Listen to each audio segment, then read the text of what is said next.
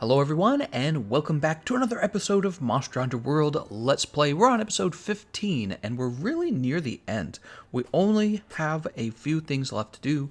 We gotta finish up our optional quests, and we gotta get HR 50, that's Hunter Rank 50, which unlocks all of the endgame monsters. So that's really what we're going to be focusing on today. We're going to be focusing on the optional quests. It's going to be a grind, and lucky for us, we're going to have a lot of friends helping us as well. Saul Cruz asks, Gameconomist, what other game are you interested in playing in the future? A few of them. Borderlands might be one. So Borderlands sounds fun. And the other one I'm really interested in definitely is Elden Ring. Elden Ring from FromSoft. I actually bought some Bandai Namco stocks the other day. Bandai Namco's the publisher for Dark Souls. So I bought some stock in that company just recently. Not a lot, but the point is you should always be buying a few stocks if you can afford them. Because we buy other things like sodas and stuff like that. But if you can buy sodas, you could probably buy a stock in a company. So you should go do that. All right, let's go ahead and take a look at the board. So post new quest. We're going to go after optional. What do we have to do today? We got all these to run through. I'm just going to pop one up. We're not going to waste any time. I don't have any rules for who joins. Just join and help me do this as fast as possible. If you see me readied up for that quest, you better ready up as fast as you can, because I might just leave without you. I might depart without you. All right, we don't like to spend too much time on this at all. All of these monsters are pushovers. And if we get enough done, maybe we'll fight the behemoth in this episode. What do we, okay, bitterbugs. Oh, we can get one more bitterbug, huh? Cultivate. Show me the bitterbugs. We have 699 bitterbugs so far. All right, and fertilize that with summoner jelly. There we go. I'm a Halo guy says, why do you deprive us of Monster Hunter GU? Monster Hunter GU comes right after this. Do not worry. I'm just following my usual weekly schedule where we do an episode of Monster Hunter World and then we do an episode of Monster Hunter GU. No problem. I missed Friday's episode because I was really busy that day. That was why we missed that. But we'll have it this time, don't worry. No skipping. Oh, Chef's Choice Platter. Destroy all the heckin' fires. Is that what you say? Alright, ready to go? Let's get out of here. How's it going, Thumper World? While Among Us like, yes, we want to fight the behemoth. Ducky says, I don't even have World, but I just watch you because it's entertaining. I'm glad you enjoy it, Ducky. Thank you very much. Somebody who finds emojis retarded says, Day 2 of Bullying Gameconomist into submission to give us Keizu-chan body pillows. Oh my god, if we made Keizu body pillows, that would be hilarious. Oh my god, what if we made like Keizu adult toys? I would obviously become immediately demonetized for that. I mean, I don't really know how it all works, but I'm sure both Capcom and YouTube would hate that idea, but it would be the funniest thing I would ever sell on my channel ever. It would be the edgiest thing ever. Keizu adult toys. Oh my god, that's such a good idea.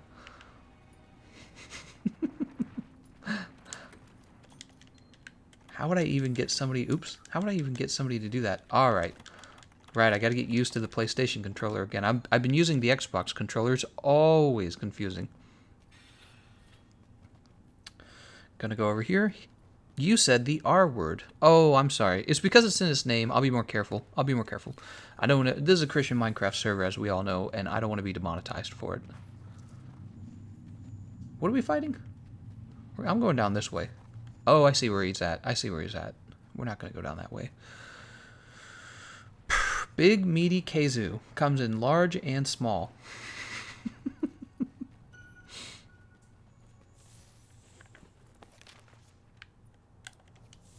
Well, okay, this is the direction we'll go. Ducky says, I just throw up when I look at Keizu. Keizu's so handsome. What are you talking about? We're going to go ahead and pick up this Crystal Burst. By the way, you might have missed the stream yesterday night. I had my wife playing with me in the live stream, and she had a good time doing that. Unfortunately, she had to go early in the live stream because she has some work to do. She was on call. But maybe we'll do that again sometimes if you guys want us to. Maybe on the weekends or something. Oh, I'm getting roared here.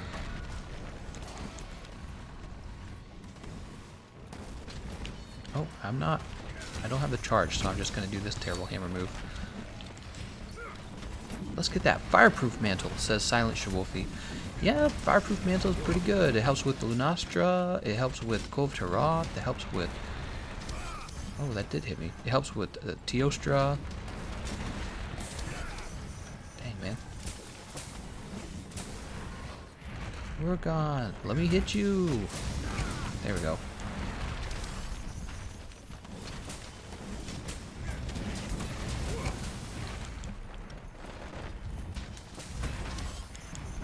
I'm gonna start running like evade window on all my builds. Evade window 4 at every build.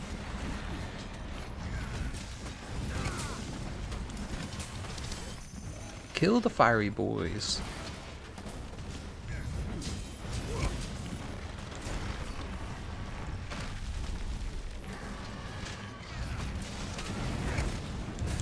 I don't think blast is good against this guy, right?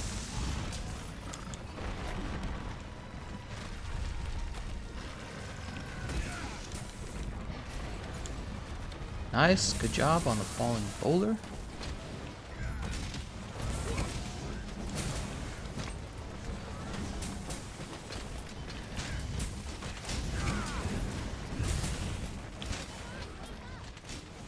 Did he just blast me with the sleep? I don't even know what happened there. Oh, I don't need to sharpen. Oh, he's mad. You know, I can't even hear what's going on. I'm probably going to turn my TV volume up. Is he limping? Nah, he's not limping. Oh, he is? Nah, he's not quite underneath. Oh, look at that. He's underneath now. Get that dropped.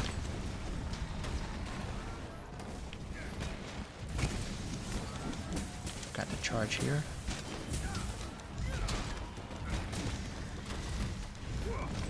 Oh, he's on his way. Where's he going? Where are you going? Oh my god. Did we interrupt him? No. Pfft. Damn it. How do you like the new hunting horn mechanics for Iceborne? I think they're great. There was, the 2 buffs were really good as well. The Echo Wave gives an extra chunk of damage if the monster's within that sound wave that you get from the horn. So that's really good. That's just a straight increase to the damage output. The actual note, somebody was telling me, so I don't know what to call it yet. I've been calling it Note 4. Somebody was telling me that the new Note 4 is actually really high DPS. So that's good news. That's really important. So Note 4 is high DPS, and we have the new Echo Wave, which is good. It's just a straight increase to damage output.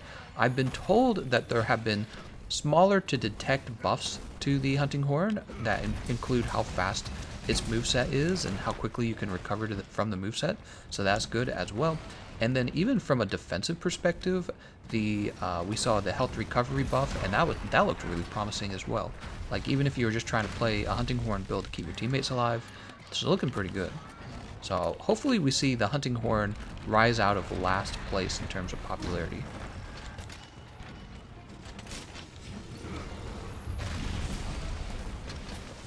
As you guys know, Hunting Horn is one of my most played weapons, so I was really hoping to see some improvements to the horn, and luckily they actually gave it. Another weapon I'm a big fan of, though, is the lance, and I'm still kind of waiting to see what they did for the lance, you know what I mean? Still waiting to see how the lance is. That new counter guard skill kind of annoyed me when I thought a little more about it. I realized it's designed it's designed for the lance, but I was annoyed because they could have just made the lance work that way by default.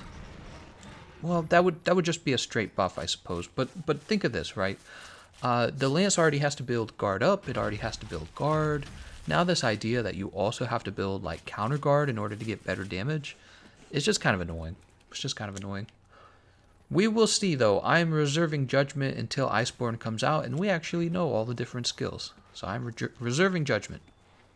Also, that was a beta. Everything in the beta is not guaranteed to make it into the final version of the game, and definitely not in the same way even. They might decide to buff some skills, they might decide to maybe nerf some skills. One skill I really want to see them improve is the worm stake. I personally believe worm stake comes out way too slow. It's a very slow move because you have to consider that you have to do the big reload for it, right? You have to do the slow reload every time you use it. And then if you're going to be putting like ammo in it, if you're going to be putting your slinger pods in it, you kind of have to stand there and load that as well. You have to pick it up first. So you have to sheath your weapon. You got to pick up the pods. Then you got to go through the loading animation for those pods. Then you got to land the worm stake. And it just seems like, man, all that just for a little extra damage. Doesn't seem worth it yet. So hopefully they buff that. I really think they need to. And personally, what I'd mostly like to see, I'd like to see them make the worm stake much faster. That's what I'd like to see. Just needs to be a faster move, so that you can actually land it consistently against a monster like, let's say, Arch-Tempered Nergigante. Because if you're fighting Arch-Tempered Nergigante, the truth is you're just going to go with the lance that has a faster moveset, and that would be the wide shelling. You know, wide shelling and poking. It's the safest thing you could do. And that ends up being a bigger priority than having a little extra damage on your... Oh! You got me with that hip check! Having a little extra damage on your worm stake, you know what I mean? It is a fun idea in the end, but really. I have no idea how to use a lance or a gun lance properly. They're not too hard. Well, gun lance is kind of complicated. I feel like the lance is a little less complicated, and yet still very satisfying. I like the lance. I put the lance kind of like into the same category as not the hammer. I put the lance kind of into the same category as the greatsword and the longsword, because it has a move where if you react properly, you can go through an opponent's attack. Right, so greatsword has the tackle. Tackle allows you basically to negate the poise of a monster's attack and continue the charge of your true charge slash. And longsword has the foresight slash. And then finally, if you're looking at the lance has the counter guard.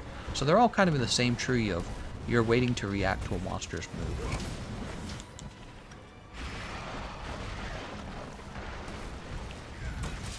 Hit you in the head. That's KO. Big bang time, everyone. 3, 4, 5. Ooh. Ouch, you got me with that. Have you fought Plesioth yet? No, I have not. I've not fought Plesioth in Monster Hunter World. I'm very excited to. What the heck, man? How did that reach me? Alright, let's go ahead and put on this temporal mantle.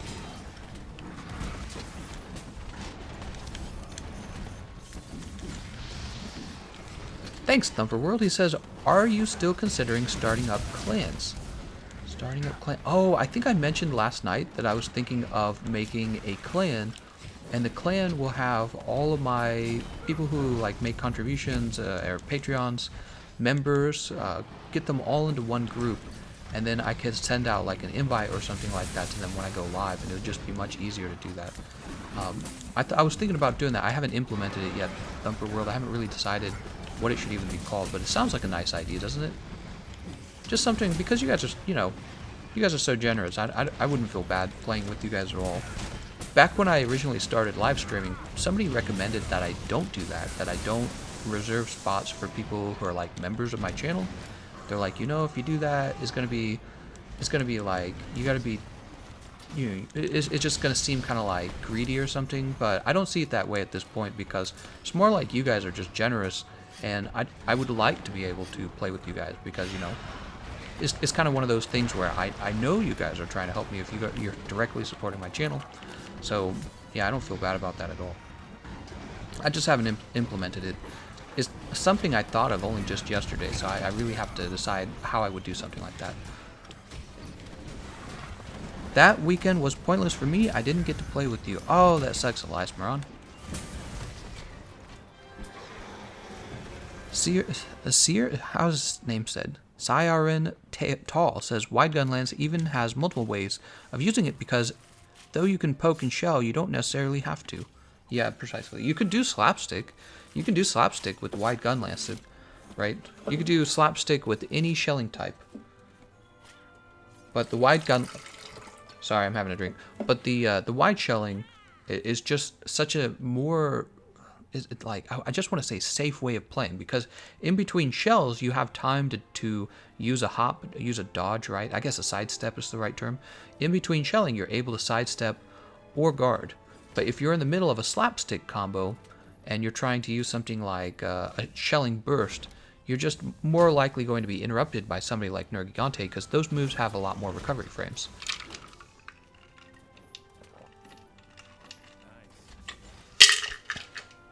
And even long shelling kind of has something special going for it. If you go long shelling, you have like one of the longest range moves in the game, physical moves. So you can actually stay out of the range of a monster's moveset and still be able to hurt them. That's why long shelling still stands out as well. That's why after playing Gunlance as a decent amount, I've become a non-fan of the normal shelling. I don't like the normal shelling. Normal shelling where you actually use the shelling.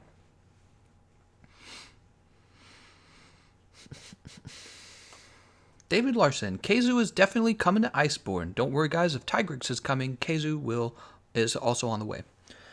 Hopefully. I guess there's no guarantees of that, but he's such a cool monster. Why wouldn't they, you know? He is a cool monster. Yeah, out of all the monsters I've fought in GU, Keizu is definitely high on the list of cool. Keizu and Gore Magala are both high on the list. Keizu and Gore Magala, definitely. They have actually kind of a creepy monster feeling to them, and I just feel like it actually would fit in World. Some of the monsters are a little too elaborate for me. You know, they look a little too crazy, like something a kid made in a coloring book. But Keizu and Gore Magala both look like, oh my gosh, these are cool monsters. They look epic, guys. Gary Malto, thanks, man. He says, thanks for being the best Monster Hunter World source on YouTube. Oh, thanks, man. Blush. Let's get another optional quest going. I need like a blush reaction. Like a anime girl blush reaction. Imagine if normal Gunlance got a speed buff to do the burst shell combo faster. Yeah, well, so the actual melee attack should remain the same, as, in my opinion. So the actual slapstick combo. But when you're bursting the shells out, there's two things they could do. They could actually make that move go much faster. So when the actual burst comes out, they could make that part faster. And therefore, it would be better for normal shelling just because you hold so many shots. It would be better than wide shelling, long shelling for that particular move. The other thing they could do is reduce the amount of sharpness you lose. See, that's the real problem with normal shelling. If you're going to be doing like a slapstick setup, why would you do the shelling portion of the combo when it does so much damage to your sharpness bar? It just does too much. It is impossible to build for shelling damage and for melee damage and to maintain that sharpness if you do the full burst combo. You're going to lose that white sharpness right away. And as we know, this is a game where the white sharpness is kind of like, it is the meta. You know what I mean? Oops. Komar says, the caves beneath the hoarfrost are perfect for Keizu, and I think the implied craziness in the trailers could be Frenzy Virus, aka Gore Magala's thing. Huh, that'd be interesting. I bet the craziness in the trailer has more to do with Velkhana, though. I'm sure it's going to be focused on Velkhana and something more original. I think that, well, I don't know. Yeah, I don't know what they'll do. Maybe they'll have a Gore Magala-like monster. Think about that. It doesn't have to be directly Gore Magala, but it could be like the exact same. It could have like the same skeleton and just be part of like that group. You know what I mean? Kind of like the way Puki Puki and Paolumu are both flying wyverns, but they're not, they're not Raytheon and Rathalos. They're not like Gold Raytheon and Silver Rathalos. They could add a Gore Magala-like monster.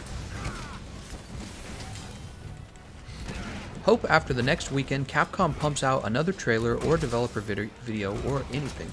Well, we do have a bit of a ways to go, right? It's coming out in September. We're not necessarily even out of July, so they've got time to introduce more trailers, and they don't want to give the whole game away in the next week, especially right after the demo. My bet is the demo's the same thing, right? They're going to release the demo again, and then after the demo goes down, they're gonna wait a period of time for people to kind of lose that memory and excitement of the demo. They're gonna let that fade a little bit, and then they're gonna move on to a brand new thing to build up hype. That's my guess. So we'll get the demo for everyone on the PlayStation. Got it. Oh no, she limped out, or she staggered out of the way. We'll get the demo for everyone, and then a little bit of time will go by, and then they'll probably do maybe another trailer. or maybe another developer update. And it might be 2 weeks before they do that, maybe 3 weeks. That's my bet.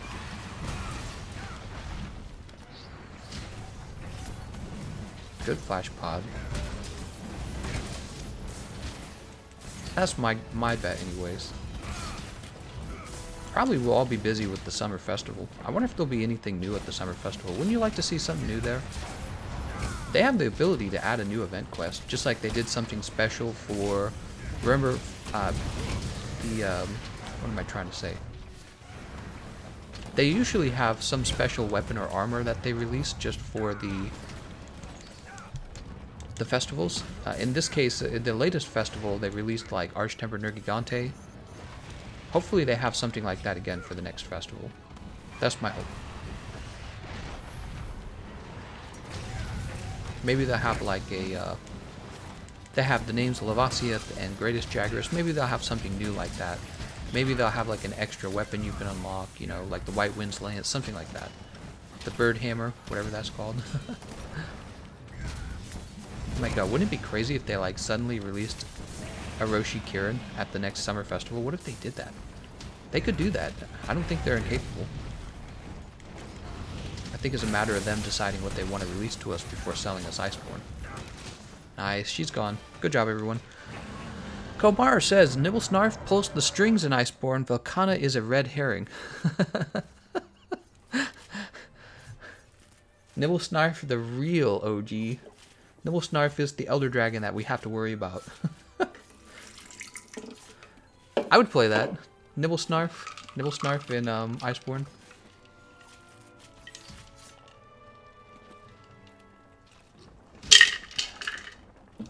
God, that'd be funny.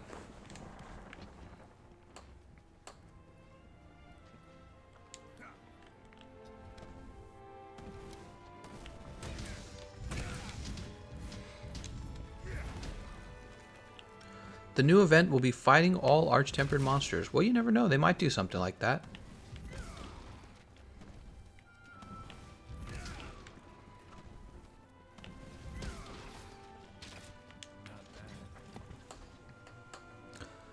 Rend says, yes, but they said they were finished with World. You know, you never know. They might do some small token. Something real simple like the Greatest Jagras. You never know. Saul Cruz says, I've been interested in buying stocks lately. What website do you recommend? I'm using a website called eTrade. It's a website I had used like when I was 18 years old. I used it one time and it was working then. I'm using it again today, eTrade, and is fine.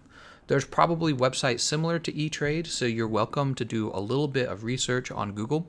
What you want to do is you want to look up online, stock brokerage websites. That's what you want to look up. You could say eTrade versus like Scott's Trade or whatever. You know, there's several websites that'll do it. You just pick a website. It's a very good idea. They're going to ask you to deposit, I think, $500 minimum. So you can deposit $500 from your bank account. You're going to have to give them your bank account's routing number, and as well as your bank account number in order for them to do that. And then once you've transferred the $500, a little bit of time has to go by, and they clear the funds, and then you can take that $500 and you can go out and buy stock. You can buy like Coca-Cola stock if you want, right?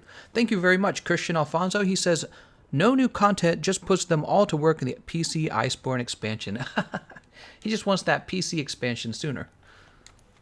Christmas, man, that was a long time to wait. They said Christmas. Whew, December.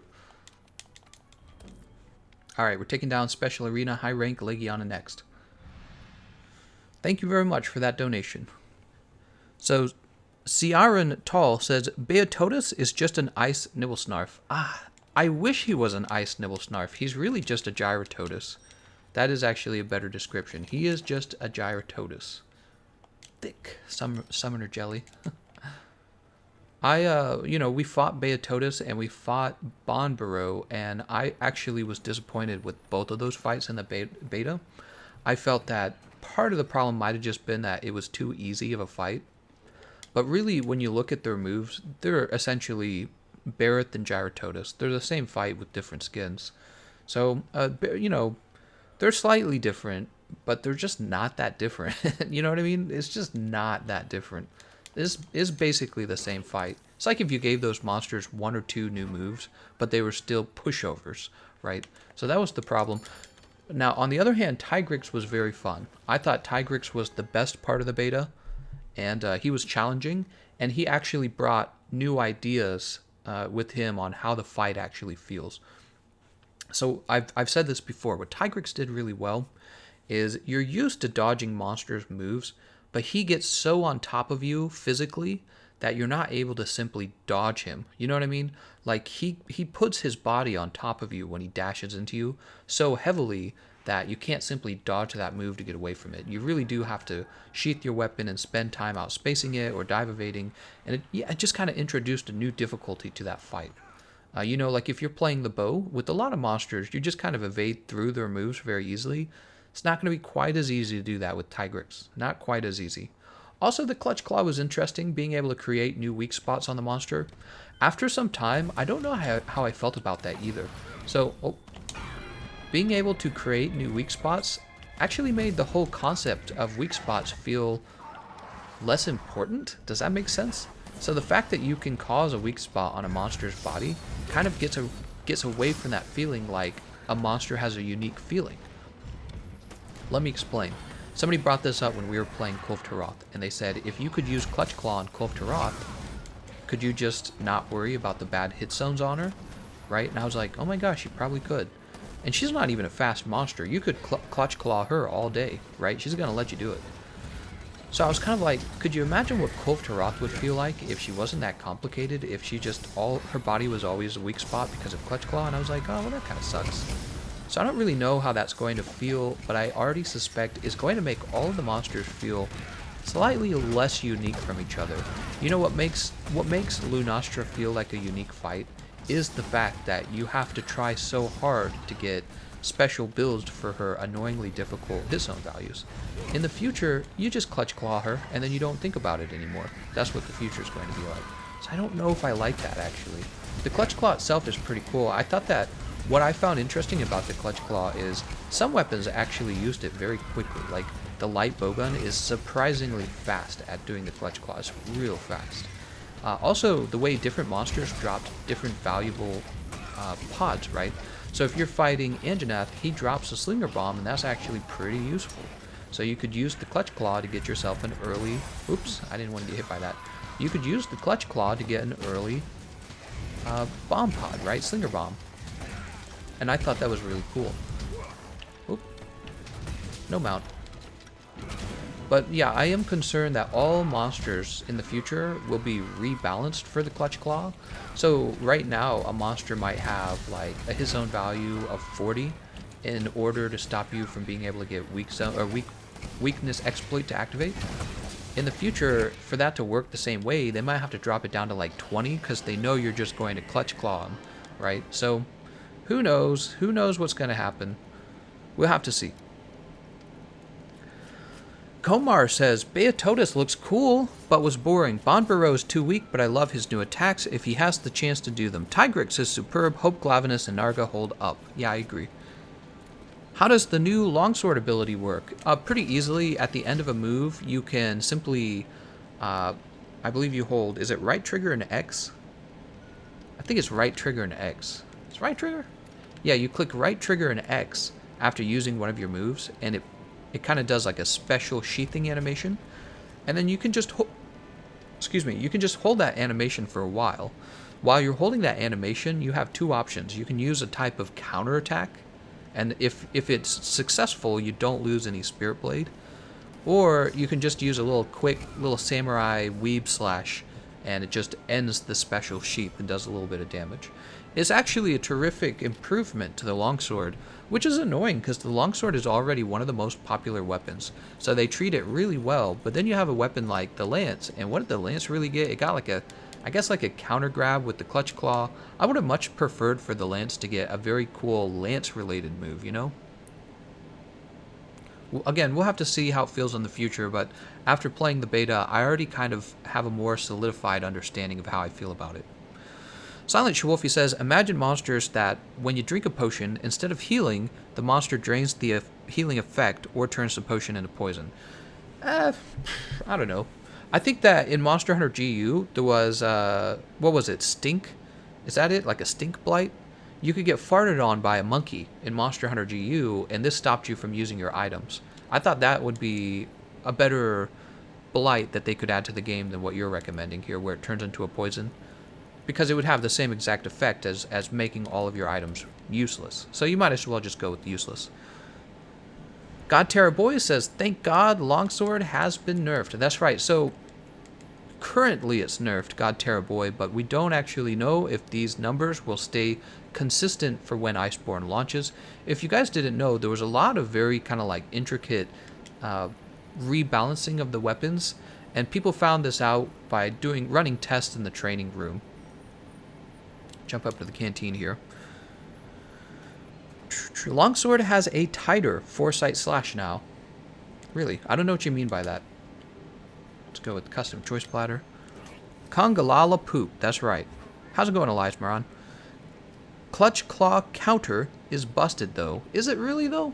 Is it really busted? I don't think it does that much damage. It's just an easier clutch claw than some other weapons.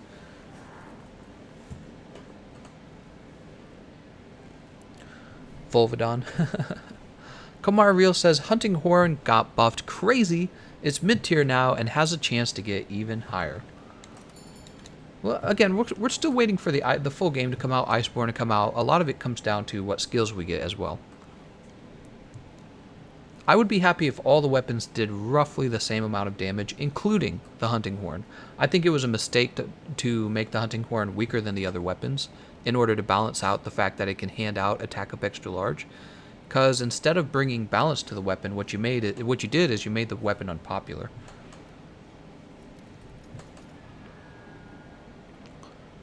Clutch Claw kinda OP. I didn't think it was OP.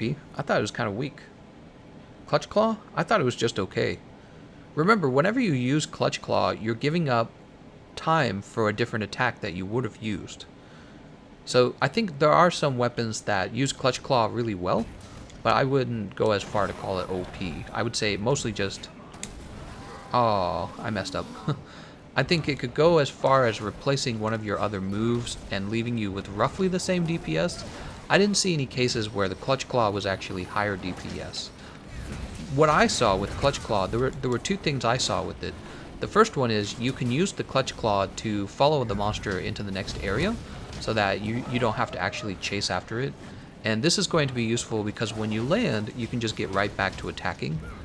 The other thing I saw with the Clutch Claw is that by creating a new weak spot, you allow weapons like bows and bowguns to have more favorable hit zone values, and this will cause more damage to the target over time if that target had an unusually hard to hit hitbox. So think of like Devil Joe, right? Devil Joe's really annoying because when he turns red, his only weak spot is like his chest underneath, right?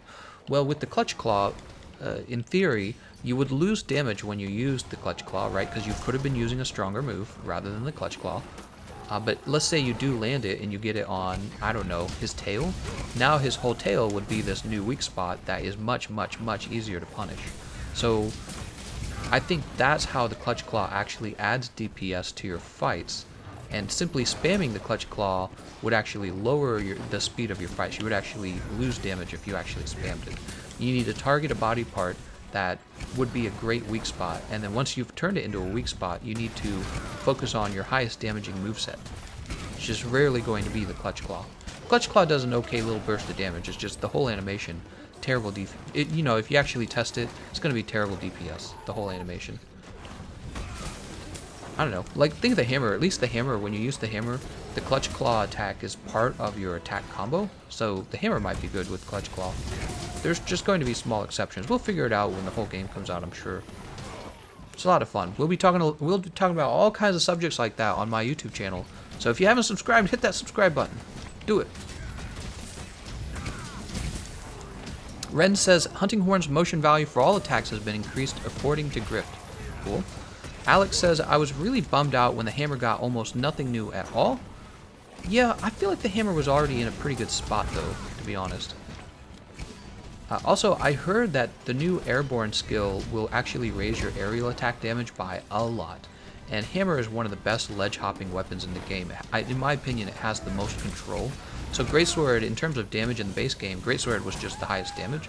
but of all the weapons, when it comes to ledge hopping, the hammer is just nuts. Plus, it has the spinning aerial bludgeon that it gets right off of hills. So, similar to the insect glaive, this definitely kind of feels like a straight up aerial weapon. The hammer. I would say the hammer and the insect glaive feel like two of the most aerial weapons in the game. Lance has a built-in jump, but it's like with Lance, you should be using a different combo. And Sword and Shield's not bad either. So, you know what? Sword and Shield should be counted. So, Hammer, Sword and Shield, and Lance. I'm sorry. Sword and Shield, Hammer, and Insect Glaive. There we go. We got aerial light bowgun coming, guys. I doubt they changed that mechanic with the light bowguns, by the way. So, you actually might have aerial light bowgun. But you won't be using aerial attacks. You'll be using an attack with high recoil. Elias says dual blades have a clutch claw combo too. Sweet. What about clutch claw versus Cove to Wrath? I was just talking about that. I was saying that it would make the fight feel more generic. The clutch claw would, and I'm a little worried about that. Because once you turn her golden mantle into a consistent weak spot, the fight feels considerably less complex. You just go clutch claw her once, and then you beat the crap out of her. In the current game, in the base game, you actually have to be smarter to do well against Arch-Tempered Cove to Wrath. And they can change that by compensating by really lowering the hit zone values, or getting rid of weakness exploit. Rashogun says, that's what I hate most about the hammer. What do you hate most about the hammer? Dima says, I'll go cry again. Xavier Lawrence goes, also, why does absolutely no one talk about how the new attacks and stuff will affect already existing things in the game like Cove Siege? Right, I was just talking about that. Orion Sagano says, Insect Glaive aerial spam needs buff? Lol, no. Yes, actually it does. If you didn't know this, Insect Glaive's aerial attacks have always been inferior to its ground attacks. And I think that what Capcom really should do is make them roughly even to each other, so that you have two viable ways to play Insect Glaive. Victor Vega says, hey Gameconomist, which longswords should I aim to get in Arch-Tempered Cove to Wrath? That's a great question, Victor. None of them. They're all terrible.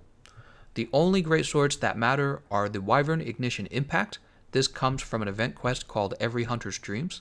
And the second best greatsword comes from Devil Joe, the Devil Joe greatsword. All right? Hope that helps. Let's get another optional quest going.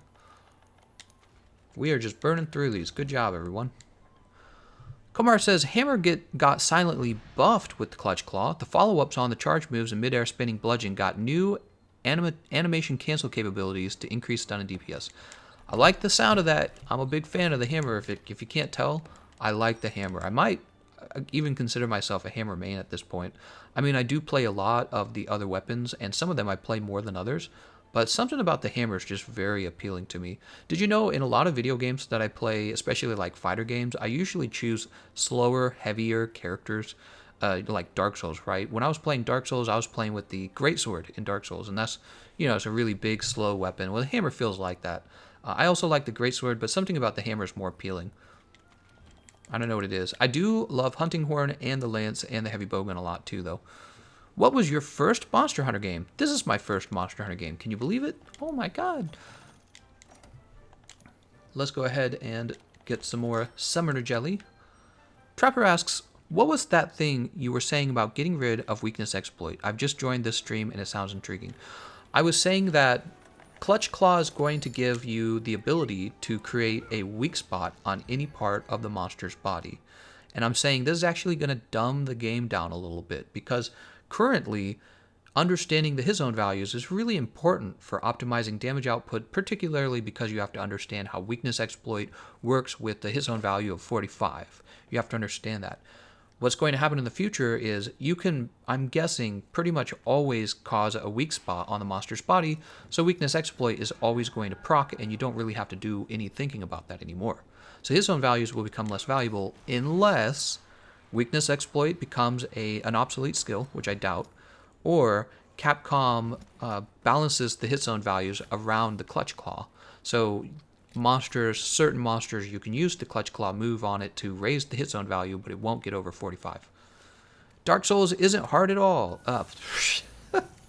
I guess if that's what you want to believe, the game isn't hard. Or like the story mode, yes, the story mode is. Well, I think you could make arguments even for the story mode. There's some parts of the story that are actually kind of challenging, especially if you play it solo, right? And then there's plenty of the story mode that's actually quite easy, I agree. But then there's people who do like no-hit runs and they do it naked. So it's kind of like, what are you trying to, it depends on how skilled of a fight you want. So do like a naked Madeir fight, and I would say that the story mode in that game is at least as difficult as Monster Hunter. But really the reason Dark Souls is more difficult than Monster Hunter World is because of the PvP aspect of the game. So I know there's no PvP in Monster Hunter World. Maybe if there was, this would actually be the more difficult, complex game. But the PvP in Dark Souls requires you to develop skills that constantly have to evolve to another human. So that alone just brings the difficulty of the game up higher than Monster Hunter World. There's a lot of deep, complex technical mechanics in Dark Souls as well. So in Monster Hunter you have 14 different weapon classes, but they're all essentially the same. In Monster you have 14 weapon classes that are all essentially the same. But in Dark Souls, every weapon class has a unique weapon that has different mechanics. So you have to know every weapon of every weapon class, and that gets real complicated. Oh, there we go, we got the KO.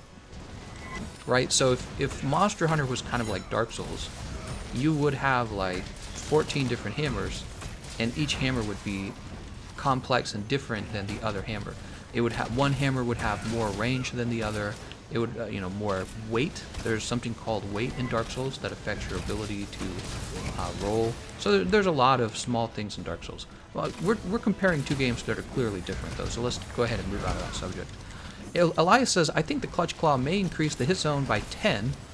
I guess we won't know until the game actually comes out though, because the developers are allowed to change that however they want. Zionist says, there was this dude who did a no-hit run for 1, 2, and 3 in a row. Oh yeah, I saw that. It was actually advertised to me in my YouTube channel. They're like, watch this. We know you watch a Dark Souls game, Economist. Watch this. You'll never believe it. Wallamunga goes, bruh, I've been playing since Demon Souls. It's like, yeah, you could just have a different opinion. It's fine. Clutch Claw is more spammable than you think. I find almost brain dead. I wouldn't say brain dead at all, actually. Wallamunga says, also, since when was PvP ever counted for difficulty? I counted. Bershogun says, Demon Souls is my fave. Victor Vega says, sorry, pal, I meant longsword, not greatsword. A1 Men says, I heard that Lance counter grapple had invulnerability window to do its grapple attack. Well, yeah, that's the whole idea of counterattacking. So that's very true. Someone says, if you play Monster Hunter, you probably play Dark Souls. They have some similarities. They have some differences too. They're definitely not in the same genre even, but they have some similarities. Isaac says, hi Gameconomist, do you think it'll be a good idea to allow Palico gear use without sheathing? Do you think it will be a good idea to allow Palico gear use without sheathing? Oh, I see what you're saying. Do they allow that currently? Is that in Iceborne? Yeah, I'd be down for that. I don't think Palicos are too strong, to be honest. I think Palicos will, it's just for, I don't see it as being like a big game changer if they did that. AK-47 says they should not make air attacks equal to ground attacks on Insect Glaive because high risk, high reward. Well, I don't really see your point there. Elias Moran says, I've been playing since Jesus Soul. They should focus on improving Gunlance first before the Clutch Claw mechanics, Gameconomist. Yeah, it's kind of like the Clutch Claw is cool, and I'm glad they're advertising it to us, but there were some serious flaws with some weapons that led them to always consistently be unpopular, like near the bottom of, like by a lot too. It's not like a small margin, it's a huge margin. 18% popularity for Greatsword, and then just like 2% of the players using Gunlance. That's huge. So they need to look into why won't people touch this weapon and try to improve that. And then they can throw on the Clutch Claw, but people don't play Monster Hunter for the Clutch Claw, they play for the individual weapon. So it's really important that you have a solid experience with each individual weapon. Wallmanga says, ew, Dark Souls 2 is not the best. Yeah, you get some Dark Souls 2 purists. Guns is known asks, is the current gear now going to be useless coming when Iceborne becomes available. Yes, we believe that when Iceborne drops, the current gear in the game will be useless. However, if you want to play the full experience of Monster Hunter World, what you're going to want to do is at least have the gear to defeat all of the Arch-Tempered monsters, Extreme Behemoth, and Ancient Leshen. So if you haven't killed all of the endgame monsters in Monster Hunter World, I would say you're missing out. So that should be enough of a reason to go into the game and get the weapons you need in order to defeat them. At least those weapons. You don't have to unlock all of them. Am I saying his name right? Kirigaya says, will you stream on PC anytime soon? So I will definitely be streaming on PC when Arch-Tempered Lunastra comes out. Right now, the only thing PC has is Kulve Taroth, and I am a little burnt out on Kulve. Not to mention, if I do play Kulve, I will very likely be playing on the PlayStation because I need weapons on the PlayStation. I don't really need them on the PC. So to answer your question, maybe. I don't know what I would do on the PC right now. I thought about maybe having like a mod live stream, but I don't know what that would be like. Paulo says, I'm kind of disappointed with Iceborne Insect Glaive. They should rebalance Aerial Insect Glaive so it's not a meme. I don't know what kind of rebalancing you want. Do you want it to be stronger or do you want it to be weaker? Paulo says, hope you're having a great day. I am having a great day. Thanks for asking. Because I'm here talking to you guys. If they buff Aerial Insect Glaive, everyone is just going to spam it since Aerial is safer than ground. I can see your point there. Aerial is easier than ground. Not always, but it does have the ability to jump over a lot of moves. Well, what do you guys propose, though? What do you guys suppose should happen?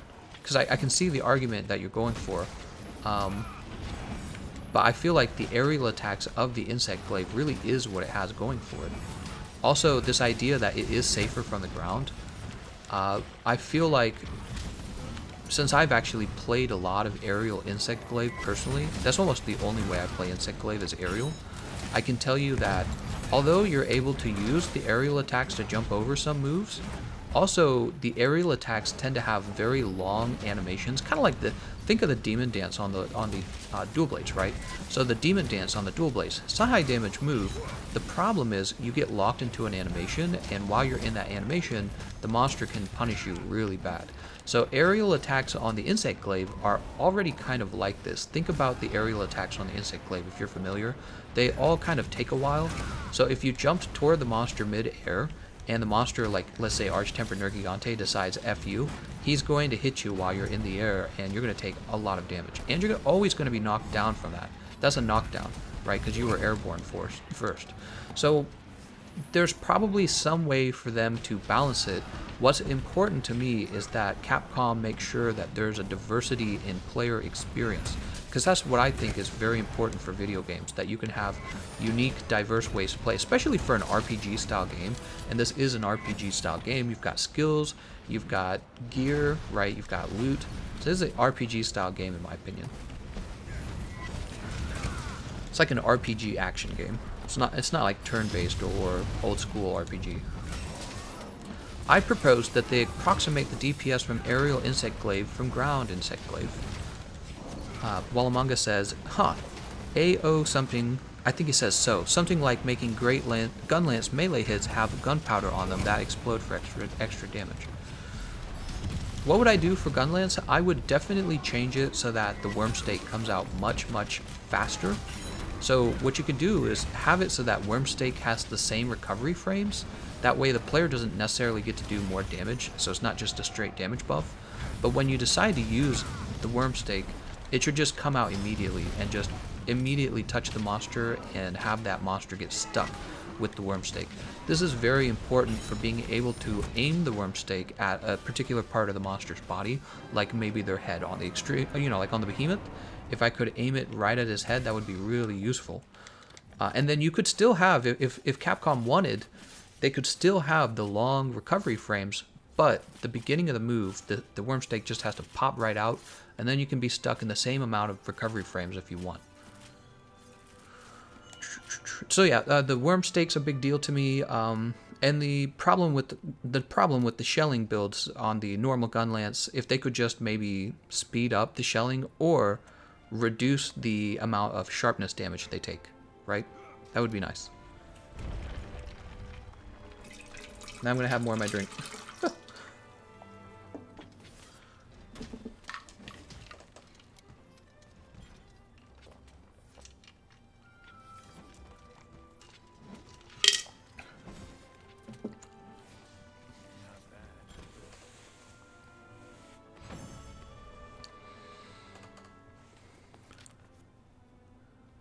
Paulo says he agrees on the worm steak. It feels so slow. It's just because not only does it have a long recovery frames, it also has a long wind-up. And I'm talking about getting rid of the wind-up. The recovery frames can remain. You know, if it takes 3 seconds of standing still to use worm steak, they can keep the 3 seconds. But just have the steak pop out onto the monster right away. Kiri Gaia, if I'm saying his name right, he says, you could play Behemoth on PC. Many players haven't gotten the Draken armor yet, probably, if you want to. That's a good idea. Maybe I will do a PC... maybe I will do. That's a good idea. Someone says, what are you drinking? I'm having a Monster energy drink. So when I have a snack fund, it is quite literally for my snacks. It also keeps me hyped so I can talk to you guys all day. You guys are giving me the fuel. What do you have? Today's special hunt, Hunter Flambe. What do you think about making elemental viable for all weapons and have raw be the most versatile? I think that what Capcom should do is make elemental viable on weapons that are traditionally raw weapons. They should also make sure that traditionally elemental weapons have viable raw builds as well. I think the problem you run into raw, though, here's the deal.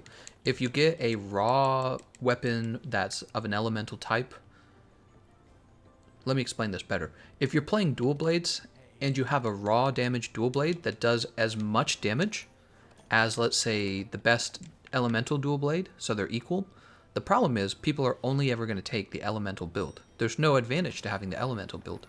So they're just going to go non-elemental because it's going to be convenient, right? See what I'm saying? So I think what the game really needs to move to is all weapons are going to have to choose elemental types, correct elemental matchups against monsters, even greatswords and hammers in the future. I feel like that's very important. And having this situation where one raw weapon is good for every scenario, like what we have right now with the Wyvern Ignition Impact Greatsword, that just needs to go away. So you should never have one weapon in a weapon class be the only most optimal weapon. That's ridiculous. It's a bad idea. It's bad design. The other thing we desperately need is a heavy rebalancing of ailment weapons. I don't really know how it'll work, but there needs to be some kind of rebalancing of ailment weapons. I have a lot to say about that. Elias says, where is the snack fund? I took it off the screen. It just doesn't look that good. I want to try and learn how to put overlays into the stream so that it can look nice. But yeah, I've gotten rid of those ugly texts. They just don't look good enough, you know. So we'll figure out how to get better overlays in. How's it going, Minx? AK47 says Monster Hunter World on Instagram just released what direwolf looks like for both genders. Both genders? I think you mean the gender spectrum. Demonetized. Where are we going? We are fighting... Right, Devil Joe.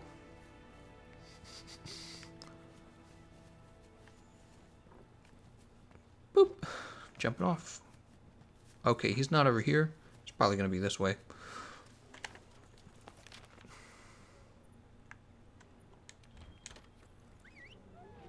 Devil Joe says, you are my father. So, in other words, what I'm saying, guys, is I think for every fight, there should be an optimal greatsword. Do you see what I'm saying? You shouldn't have one greatsword that's basically the meta for literally every fight. That is so ridiculous. It destroys diversity in gameplay. You want a broad experience when you're playing games. It's like if you were cooking food and only one flavor was eaten, you would hate that. So it's very important that lots of different greatswords can be used. Komar says the endgame hammers, for example, should have similar raw damage and the edge should be given through elemental matchmaking. Yeah, exactly. That's exactly right. And there should also be, you know, decent ailment weapons that make you go, do I want elemental this time or do I want ailment this time? But just having everything be raw is just not a good idea. Also, I think that adding adding weapons that have unique skills, like what they've already done with the Lunastra weapons, I think that's also a big deal, right? So we were fighting Arch-Tempered Nergigante, and I'm looking through counter builds, and I'm realizing, wow, Guts is so valuable. And then what it made me do was it made me go back and look at the Lunastra Blaze weapons, and I realized, well, if I take this Lunastra Blaze weapon, I do lose some damage, but I gain the Guts skill, and all of a sudden you have more diversity in play. See, so you're asking yourself this question: do I go full damage, or do I take this really nice defensive skill for the Nergi fight called Guts? Right? That's good. That's when an RPG is actually being experienced. It's really good. Of course, speedrunners will always go strictly for damage. Can I get, yeah.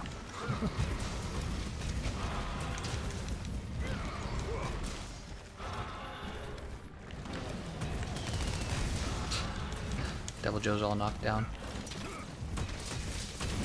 Oh, did you see all that? Wow, that was a lot.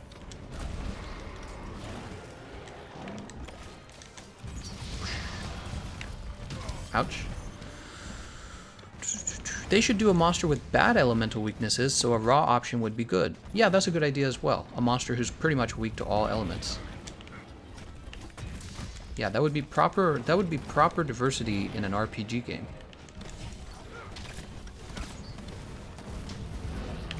Ooh. Very important when it comes to video game experience.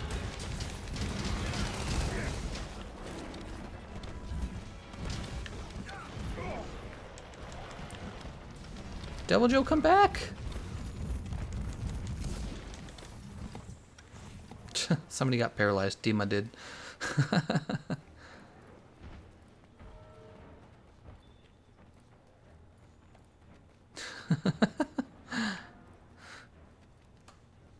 I would love to see a Dread King Rathalos and Dread Queen Raytheon. Where do you go? I'm reading your comments rather than seeing where he's going. Is there actually a tempered or arch-tempered Devil Joe? It's a tempered Devil Joe, but the fight takes so long, he might as well be arch-tempered. What is the purpose of finishing all optional quests? I actually have to reach the end game, but never did any. You didn't do the optional quests. The optional quests unlock all kinds of things, so they're pretty important. I would finish them.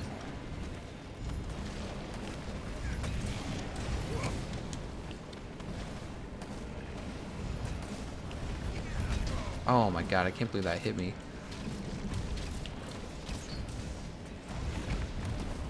Oh my god, he's gonna spin again, right? No?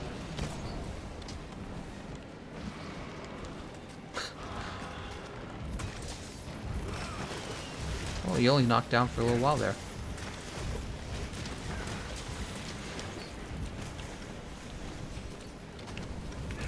Oh, how did that miss?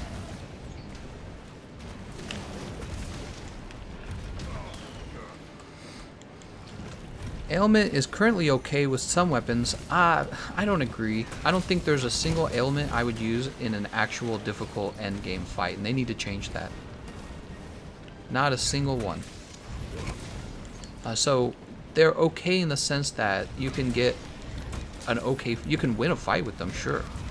I could win a fight with a lot of unoptimized greatswords too. So I would like to see a situation where they're actually optimal. Ah, it didn't hit anything.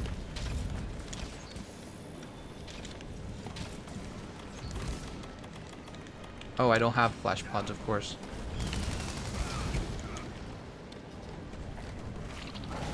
Sorry, Dima. I think I threw Dima. Yeah, I did. Poor Dima.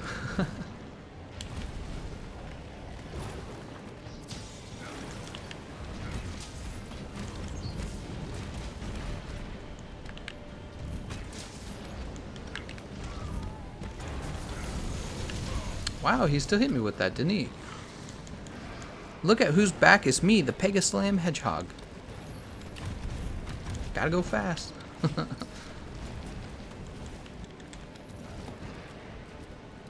Dragon Pod. So he's close.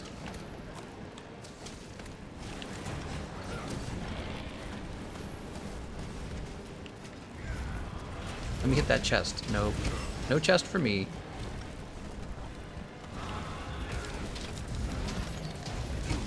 What? How did I get interrupted?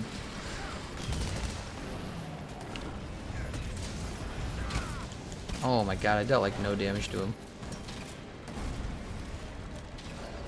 Hilf ein Monster hat mich gestalt. Is it Hilf or Hilfa? I bet it's Hilfa. What armor are you using? This is the Geralt armor set, AK-47. So, the Witcher DLC gave us the Geralt armor set, and it's extremely good for new players. Oh, goddamn, dude. I just spent all my time getting hit around by this guy.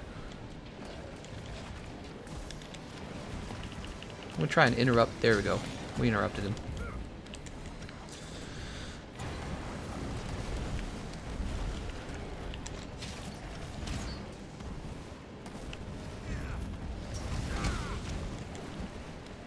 Wish they just readjust the hit zone values and weaknesses to make ailment viable. Imagine a monster that has a 6-star weakness to poison. Yeah, I don't know what the deal is. You know, the problem is sleep and paralysis, they incapacitate the monster. So the problem is if they were ever too strong, you could just cheese your way through the fight. And I guarantee you that's exactly what Capcom's trying to avoid. They don't ever want a situation where you can simply cheese your way through the fight by spamming paralysis and sleep on a monster. That's the problem.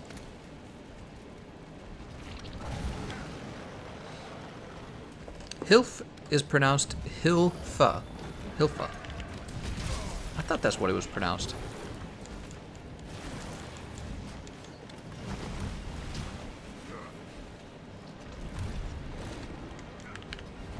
Oh, and he's gone. Nice job, everyone. Maybe we'll get those tall fangs. I need tall fangs real bad. Do we break his head? I don't think we broke his head.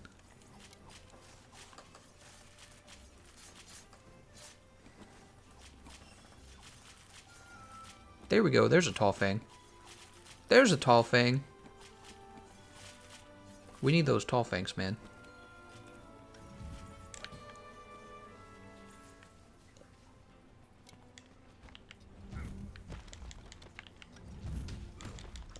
Creating dual blades, light bowguns, and bows for each element and making a build for each is already grindy enough. It would be too much doing it for all weapons, in my opinion. I don't know what you mean by that. I mean, I guess if you didn't have time to play the game. I got time, man. I got time. I want the game to be that complex. Why would you want to? Why would you want an easier game?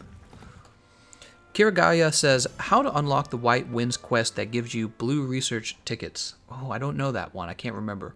I think you had to, like, capture every monster or something like that. You'll have to Google that one. I can't remember that one.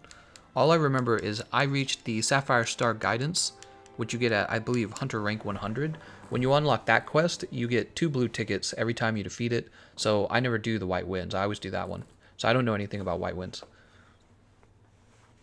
Wallamunga, we need a spoon immediately.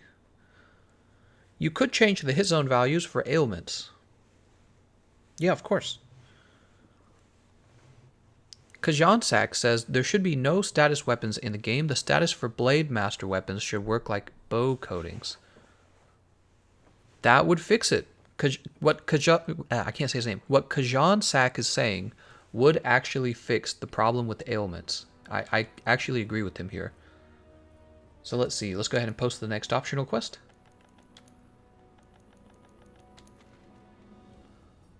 Alright, we got Blue Prominence next, guys. You ready for some fire? Let's get hot. Yeah, what he's saying about being able to apply ailment to your weapon like a coating would immediately fix the problem with ailments.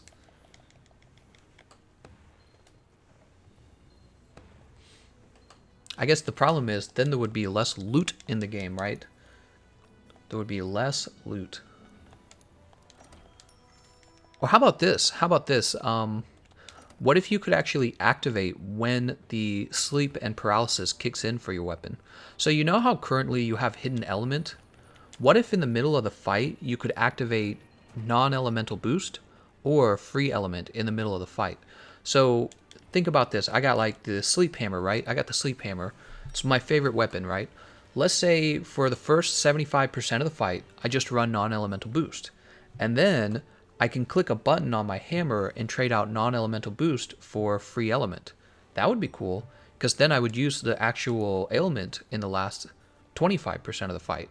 See, that would fix it as well. So instead of just coatings, you could still have ailment weapons, but allow the player to jump between non-elemental boost and free element. That would work as well. That might be better, actually, because then Capcom can maintain all of the extra loot that you get from ailment weapons. Kamar Real says, it's fun to use every weapon and armor, but Capcom needs to give us more set slots. 284 in Iceborne is not enough. There should be sorting systems with individual, nameable categories. They could probably do that. There's probably constraints to how much memory that they can give away toward your builds and have the load times be decent. Monster Fodder says, and they already have the... Oh, his comment just dipped. I can't read it anymore. It's been pushed up. Ren says, you could use the new mantles. Let me think about that. Yeah, I suppose that's true. You could use the mantle to unlock your hidden element, couldn't you? I guess if the mantle lasted long enough, that would work.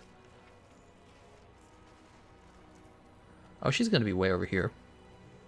Monster Fodder says, the mantles in Iceborne would fix that. Yeah. I agree. I like how everyone came to the same conclusion. You could use the mantles. Everyone's saying it at the same time. It's a good idea, though, right? So what you could do is have free element in your mantle, and then when you're ready to put Nergigante to sleep right at the end of the fight, you just put your mantle on. Tekko wants a quality of life change. He wants a button that allows you to remove all decorations. He couldn't be more right about that. All right, she's down here. Did you guys see how G-Rank Master Rank Rathalos became immune to flash pods? Well, that's already true. Monsters already become immune to flash pods, if you didn't know that. Trafalgar Law says, how about if they made elemental damage closer to a 50-50 split or 60-40? Well, yeah, whatever the case is, they just need to make it so that there's not one weapon that rules them all, which is currently how it works for hammers, hunting horns, and greatswords, especially hammers and greatswords. It's just really boring. You know, you've got one greatsword is way better than the other greatswords by a lot. So it's just kind of boring and frustrating. The other thing, of course, that they could do is they could offer an alternative moveset for those weapons. See? They could offer an alternative moveset for those weapons. That's also a good idea. Because if they did that, then yes, for a certain playstyle, you would want to use maybe an elementalist build. Like if you had a moveset with, long wind-up attacks with high motion values, you would want to use your... Oh, did someone just flash her? Somebody doesn't understand how she works. She gonna... No, not yet. She's not gonna ult yet. I'm gonna die, though, when she does. So you could have two movesets for all the weapons. One that's a very fast moveset, and another one that's kind of a slower moveset with more motion values to it. I'm scared of her after that she got flashed.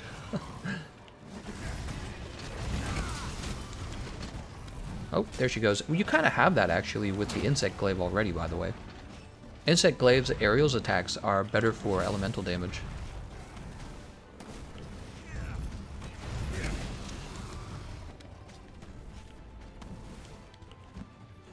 Gameconomist, what armor would you say I should use if I mainly play with the Hunting Horn? The Hunting Horn is going to be like a lot of the Blade Master weapons. Really, the only skill you need to keep your eyes open for is the Horn Maestro skill. You've got to have that. Other than that, you just go Master's Touch, Weakness Exploit 3, Max Might, and Crit Boost 3. Get your affinity up to 100%, and get White Sharpness and Master's Touch. Pretty straightforward. But you gotta have Horn Maestro. Oh god. Got that good tail wag. I'm dead. Nope, I'm alive. Is there any way to build for Dasaurus Insect Glaive? Dasaurus? What's that? You mean, oops. Do you mean the Daora? Is that what you mean? Daora Insect Glaive? That would be like the not the Kolv. The Kushala Daora Insect Glaive. And I would say no. It didn't bring up any memories of weapon meta in my head, so no, I wouldn't build for that. I'd go for an actual meta insect glaive. You could just go build the Devil Joe insect glaive. Picking my teeth here. While my teammates are dying.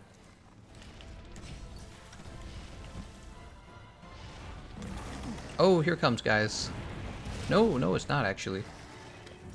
I'm scared, man. Here we go. We got the fireproof mantle. We're good.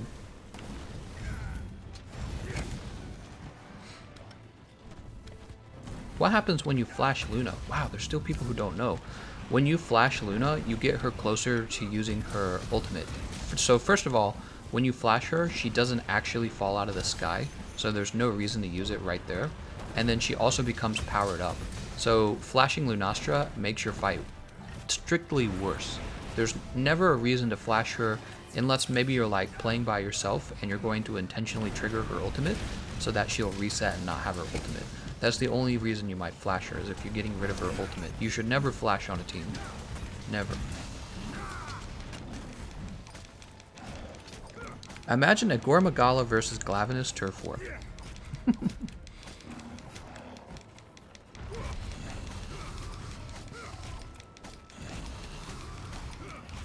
Here comes the big smack. I don't know what I was going to say there.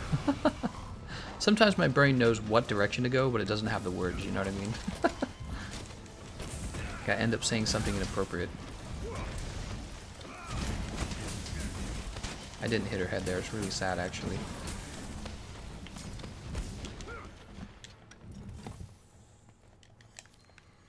Okay, so you made to buy Dark Souls 3, you can feel guilty? What is he talking about? You made... Oh, does he mean you made me buy Dark Souls 3? Is that what you mean? I'm not going to feel guilty over that. It's a great game. Dark Souls is cheap now, too. You know, it's an older game, so you can get it for like 10, 15 bucks, probably. Kira Gaia says, for the Terra Hammer Sleep, is it better to have peak performance?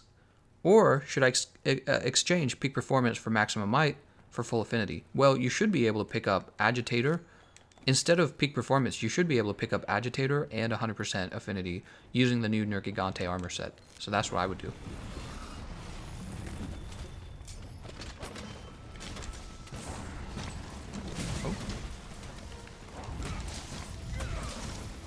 Come here, Cove. Not Cove. Lunastra. That hurts. Oh, she ults right now, I'm dead. That's all there is to it.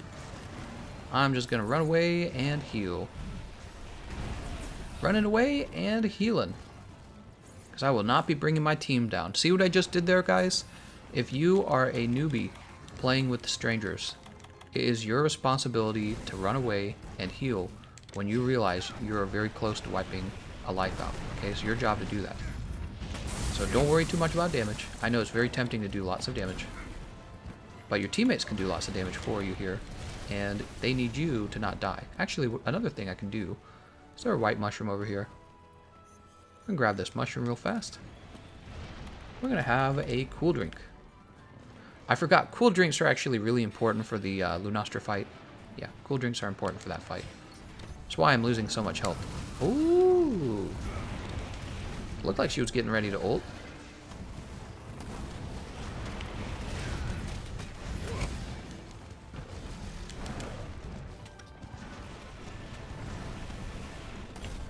Oh no, she gonna smack. Oh, she smacked me. Oh my god, dude, she's ridiculous. So once again, I am backing off. Having my sweet, sweet Mega Potion. I'm actually running out of Mega Potion. Bright Moss. We'll let them beat her up. I think, how many lives do we have? Oh, she's in here, is she? Come over here. I got a present for you. Cool. She coming over here? Damn, she ran back down. If she came up here, I would drop these boulders on her. See these boulders?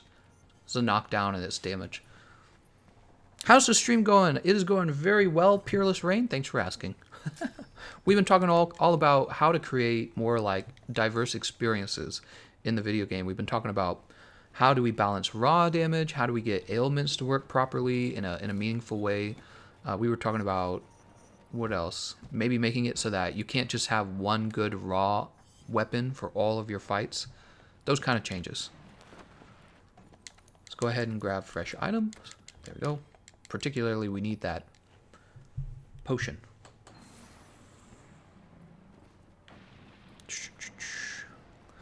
Krigaya, am I saying that right? Is it Krigaya or Krigaya? He says, can you make a 2-minute video of a new balanced Tareth Hammer Sleep build? Man, I probably could.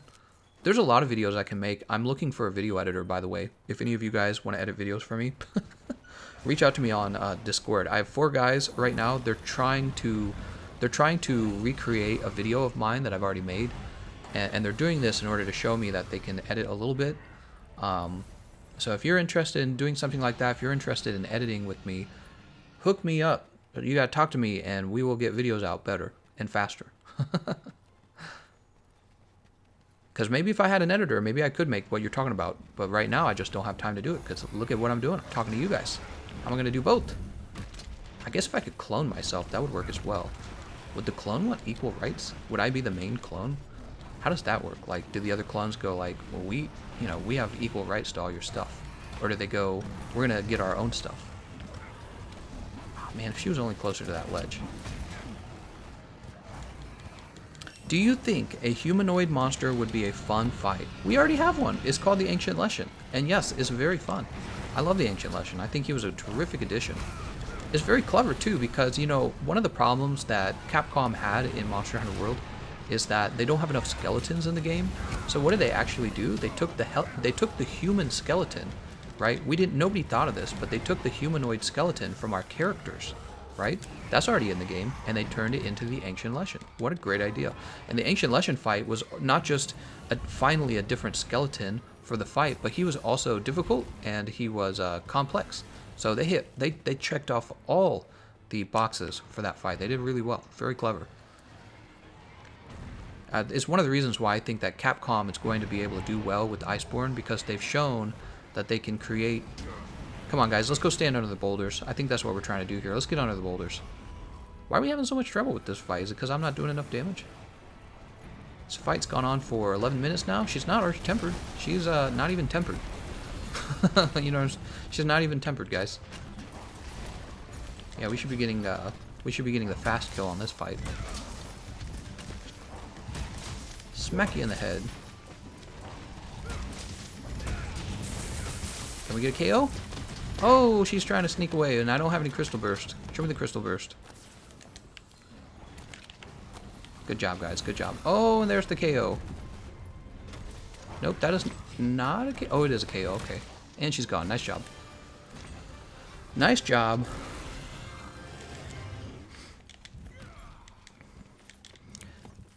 Rent says needs minions. What? What are you talking about?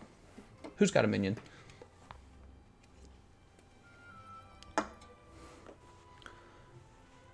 Oh, Gameconomist starring in Multiplicity 2. Monster Fodder calling you PlayStation guys slow. You guys gonna let him say that? Oh look, I made it back onto the ledge. Look at this. So the ledge requires you to hit this button in order to get off, but you can actually jump back on. So it's not like it's a wall you can't return to. And look at this, you can't roll off of it or jump back off of it. So it's like a one-way ledge hop. That's funny.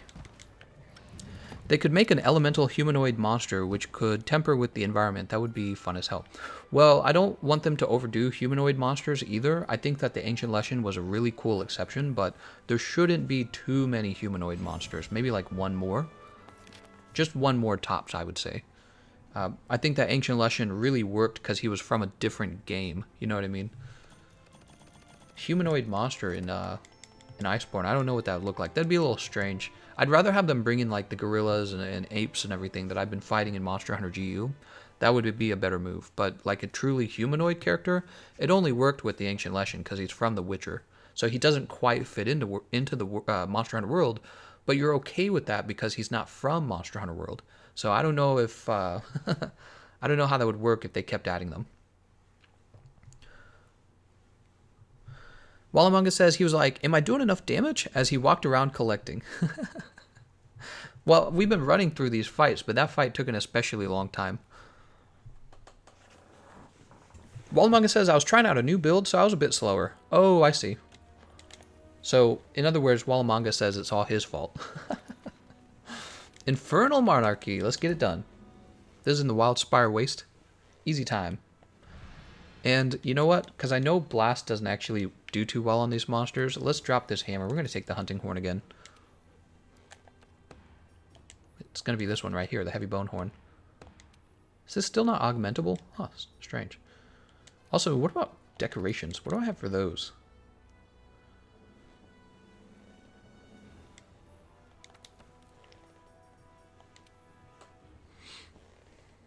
KO. I'm going to drop this friendship and take another KO. Flight's fine. Wish I had a crit boost. We want a crit boost decoration. Travis asks, what's the next crossover that you'd like to see in Monster Hunter World? Next crossover, huh? Dark Souls. Legit Dark Souls.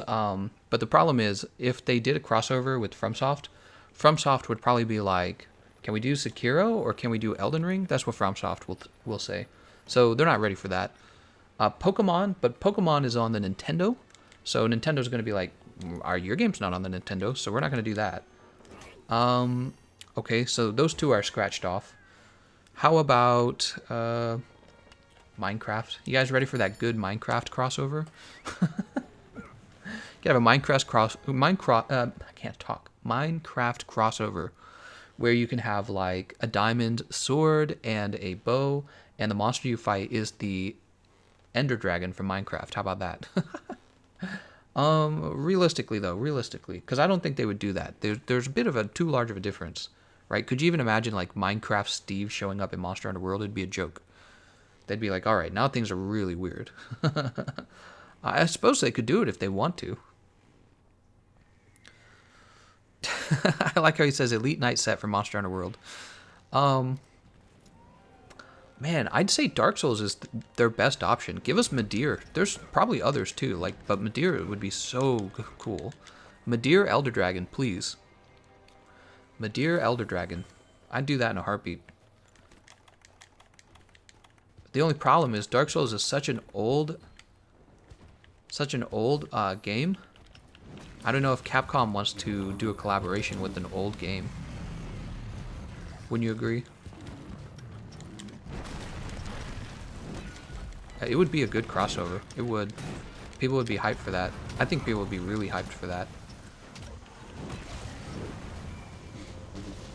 There's Borderlands. I don't really know how a Borderlands crossover would work though. Borderlands is coming out soon, so Borderlands would be fresh. That would be good for both companies. But I really don't know how that would look.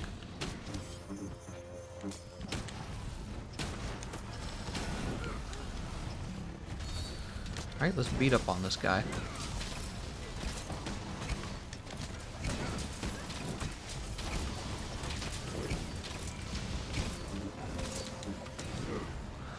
Hitting Nergigante with a Minecraft hammer. We need this guy's goofy stuff. That's right. So could you imagine having like a diamond pickaxe and the pickaxe counts as a hammer? That would be so cool, guys.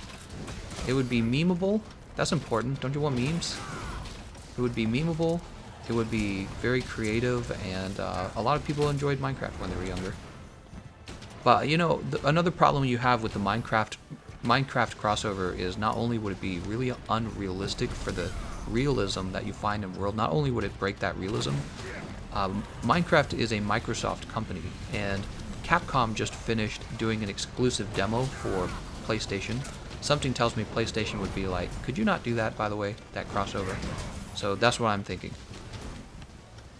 I'm thinking that PlayStation might not be cool with that. They'd be like, yeah, don't do that.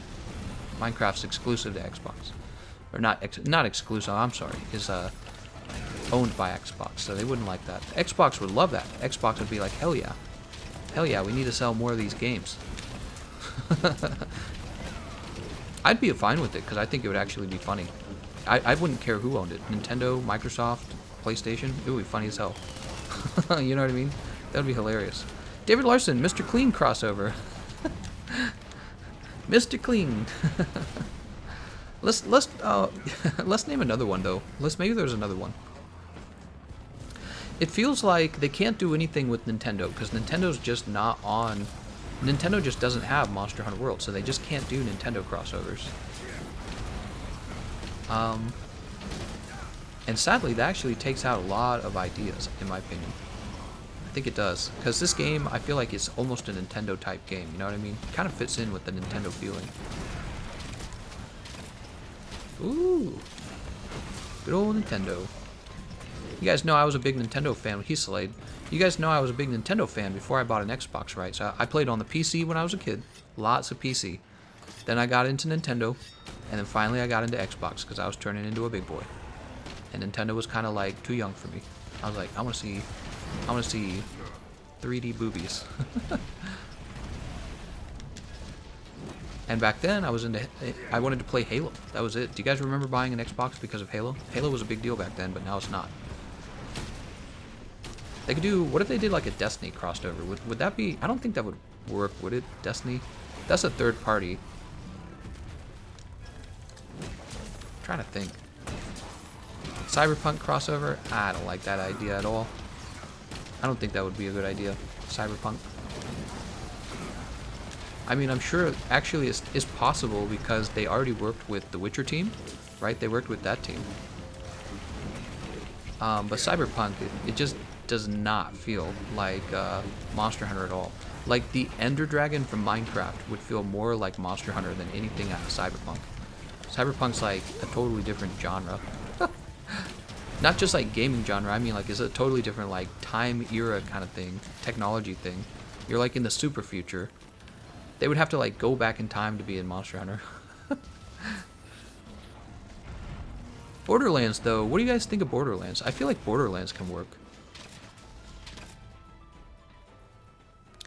Kirigaya says new Final Fantasy crossover. That's true, guys. So the Final Fantasy crossover with the Behemoth was actually, in my opinion, a huge success.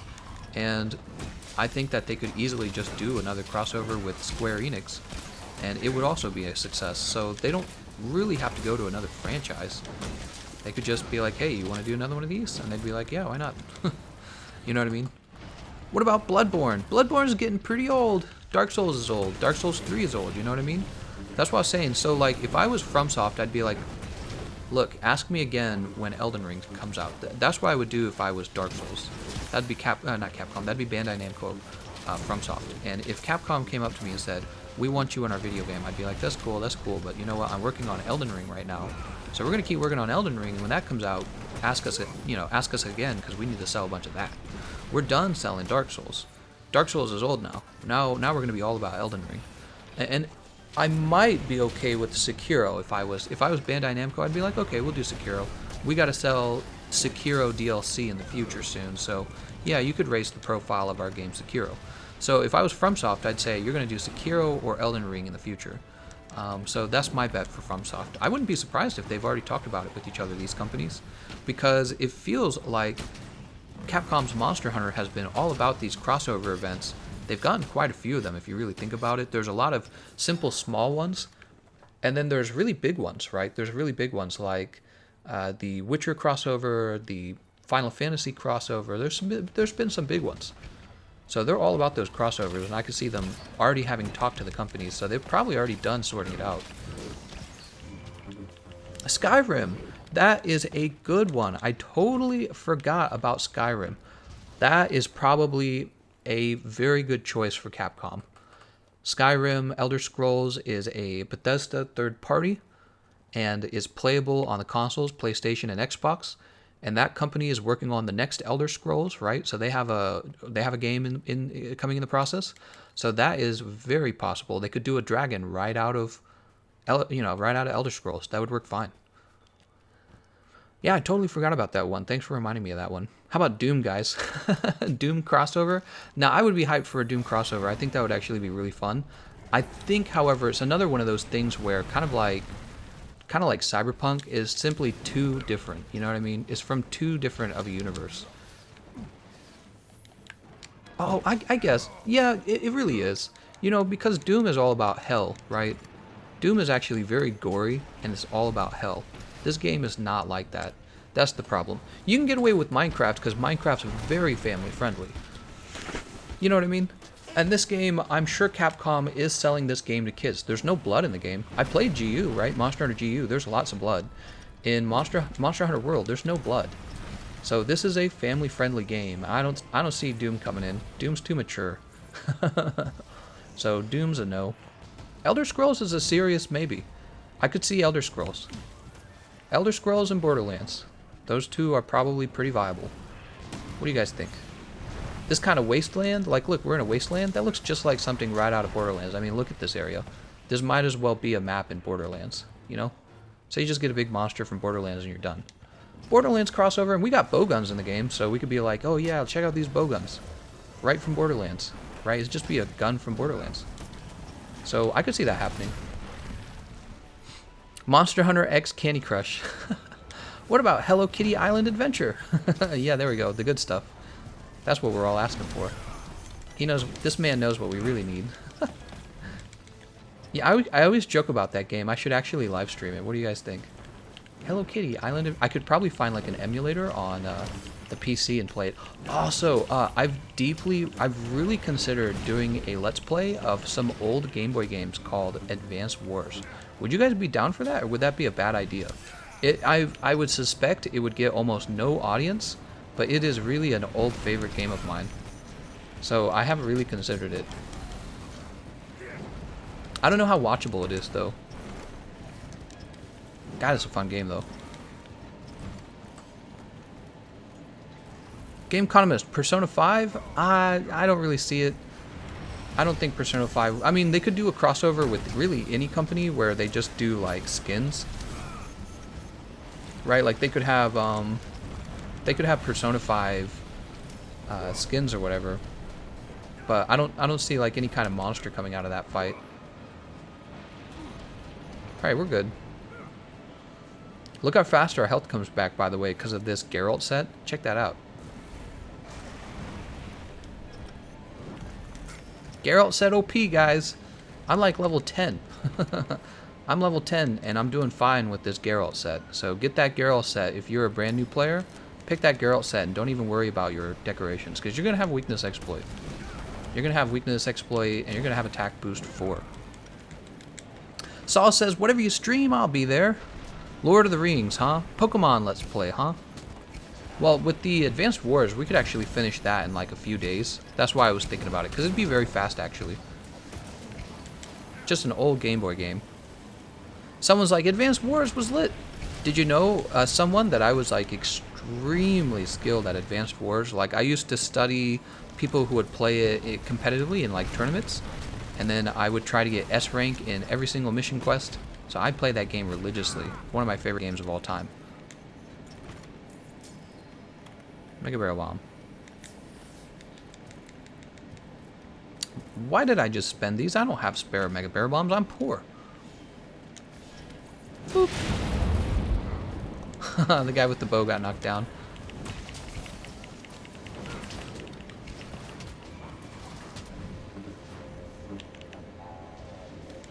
Alright. Running along, singing my song. We gotta get back to the nest. Advanced Wars is so awesome. That's right, but what is it? I can't remember the name of the company. Was it called Educational Games, I believe? Now they work on Fire Emblem, and pretty much they just work on Fire Emblem. What they ought to do, they ought to go ahead and sell off the rights to Advanced Wars to another company that is willing to go and make that game, because that is a long-lost classic Nintendo title, and it is amazing. I can't believe that we haven't had a new Advanced Wars in so long. They made Advanced Ruin, and I feel like that game, even though it did a lot for the balancing of that game, it kind of ruined the game. I feel like they lost a lot of the feelings of the original characters, and my bet is after that game sold poorly, because they got rid of Andy and Max and oh, what was the girl's name? Sam? They got rid of Andy, Max, and Sam. When they did that, that was such a big mistake. It's like getting rid of Mario from Mario World, right? What a dumb decision. They could have done all the balance changes and just kept the original characters. That's what they should have done. So they got rid of them, and I'm guessing the game didn't sell well at all. She got roar. Fire Emblem is pretty sweet too. I got nothing against Fire Emblem, but it will never be as good as Advanced Wars in my book. Advanced War, you know, I played the not Advanced Wars, the Fire Emblem that came out for the 3DS. I played it. Never will be as good as Advanced Wars. Advanced Wars was way better. And after I played that game of Fire Emblem, I was all done with it. I was like, man, they made this rather than Advanced Wars 5 or whatever, right? So it was sad for me. And they haven't made another one in so long. I would probably go out today and buy a Game Boy. I would go out today and buy a Game Boy if they announced another Advanced Wars. They just don't ever announce it. I don't know, man. They ought to, like I said, they ought to sell that title because it has a very special feeling. Somebody needs to bring that feeling back to the game, the original Advanced Wars feeling. They effed up with Days of Ruin. That was a terrible title. It was fun. It was well balanced, but it was a terrible title. And it was mostly just because they got rid of Andy, Max, and Sam. They shouldn't have done that. You shouldn't have done that. Andy, Max, Sam, Grit, Kanbei, Eagle, Sansa, Olaf, Colin, or is it Colin? I think it's Colin actually. Colin, Sensei.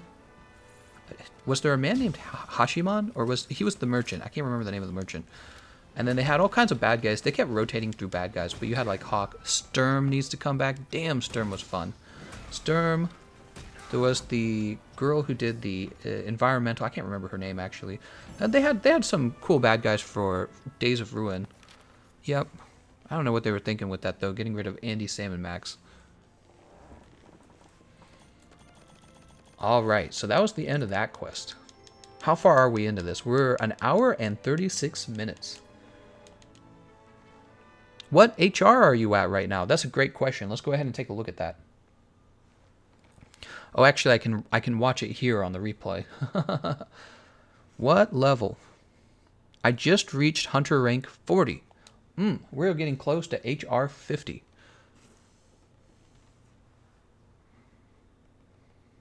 The best part of Switch Axe is that you have less iframes and sub-tier movement with the long combos. Truly an OP weapon. You hear that, Switch Axe mains? Corn Boy is trashing on you. You gonna let him clown on you like that? Don't let him do that. You gotta fight back. Tell him Switch Axe is best. Whoa, what was that? Whoa, that was weird. Like some giant bird just flew right next to the window. Alright, let's go ahead and start talking to people because we got people to talk to.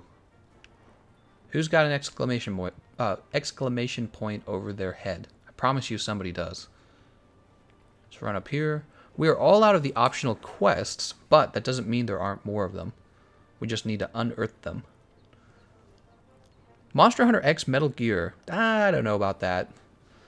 You can do it. I think any crossover could work if they wanted it to. Some games just do fit into this kind of wilderness feeling, though. Some games have more of a wilderness feeling, right? Like, surprisingly, Minecraft has kind of a genuine wilderness feeling, doesn't it? That's why people joke about Minecraft, but kind of it's a little bit serious. It has kind of a wilderness feeling. Cyberpunk, for example, does not have that feeling at all. So capturing that wilderness feeling, I think, is really important for crossovers. Borderlands has a wilderness feeling. So that's why I was saying Borderlands could work. Elder Scrolls has a wilderness feeling. That's why Elder Scrolls could work. But some games just don't have that. For example, Doom doesn't have as much of a wilderness feeling, and I was like, nah, that's not gonna. Doesn't fit. Doesn't feel right. Not in my tummy. Karagaya says they should have added the giant monsters from Devil May Cry, not the Dante armor and the Charge Blade. Devil May Cry monsters are fantastic. Let's see. Who do I got to talk to here? Oh, here we go. Here's somebody who wants to talk. Blah, blah, blah. Blah, blah, blah, blah, blah. Blah, blah, blah, blah, blah, blah, blah, blah. Blah, blah, blah. Alright, that is all she wanted to say. Hold on, there's a guy over here who wants to talk now. Oh, blah, blah, blah, blah, blah, blah, blah. Blah, blah, blah, blah, blah, blah, blah, blah, blah. Okay. Did that unlock any quests? Yes, it did. Here we go. The red and blue crew.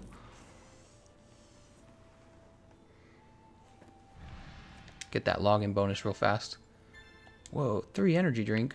Mind blown.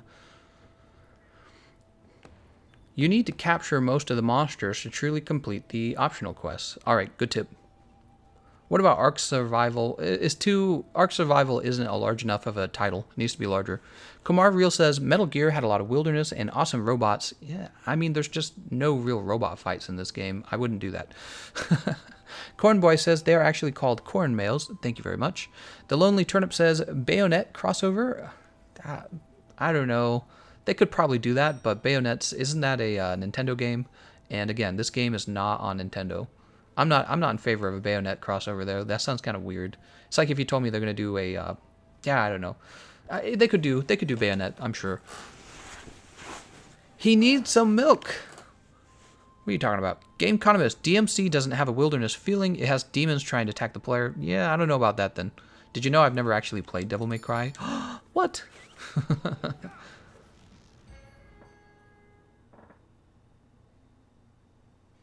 I like Elder Scrolls, I like Borderlands, I like Minecraft, and I like Dark Souls. All those four would fit very well. I think those would be good choices. Pokemon would be a good choice, but they can't have Pokemon. Zelda would be a good choice, but they can't have Zelda.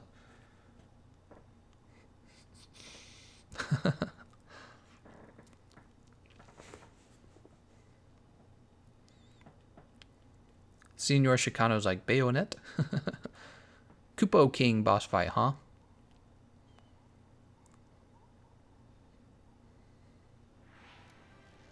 Monster Hunter and Dragon Ball. Let's fight Golden Uzaru. Dark Souls Madeir. That's all I'm going to say. Dark Souls Madeir in Monster Hunter. Sold. People would buy the heck out of that. Ender Dragon from Minecraft in Monster Hunter. As goofy as it may sound, people would probably, if they didn't play it, they would watch it because they'd be like, no way. You know what I'm saying? People would be like, no way, I don't believe it. And then they'd look at it and they'd be like, oh, that actually looks kind of fun. Right? They'd want to try it because it looks so goofy, but it would still kind of fit the game. Elder Scrolls is obvious. They have dragons. They could go with something else. They don't just have dragons. Borderlands. Borderlands would be a little stranger, but I could see Borderlands fitting in somehow. They need some big monster. They always have some big monster somewhere. Yeah, there's a lot they could do.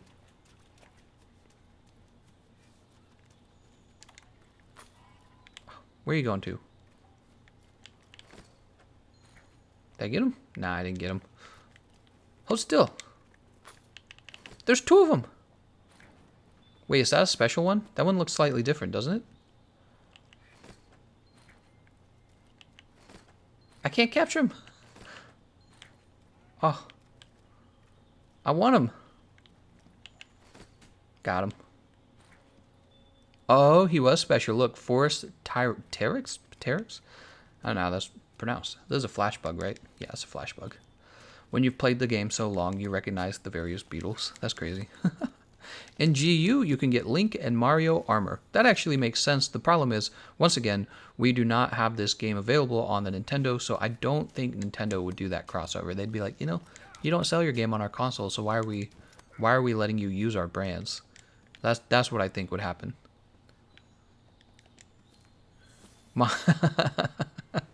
Monster Hunter X Dauntless. I don't know about that. I think they would be basically giving a free shout out to their opponent, because Dauntless is definitely trying to take the Monster Hunter audience. That wouldn't be too smart. That would not be too smart. Dauntless would probably love that. Monster Hunter X, Monster Hunter World. Yeah, that would probably be fine.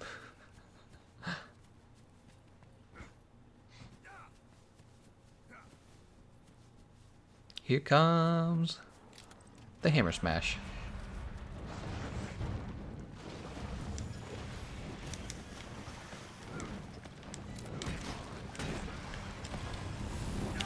Alright, let's get the tactical large out for our teammates, because our teammates want to be OP. Oh no, he's coming for me, guys. Oh, well, I lived through it, so what do I care? He's still trying to grab me? Get off me, man. I got my good bandit mantle on. Now he's in trouble. Got that good bandit mantle. Smacked him right in the head. Oh!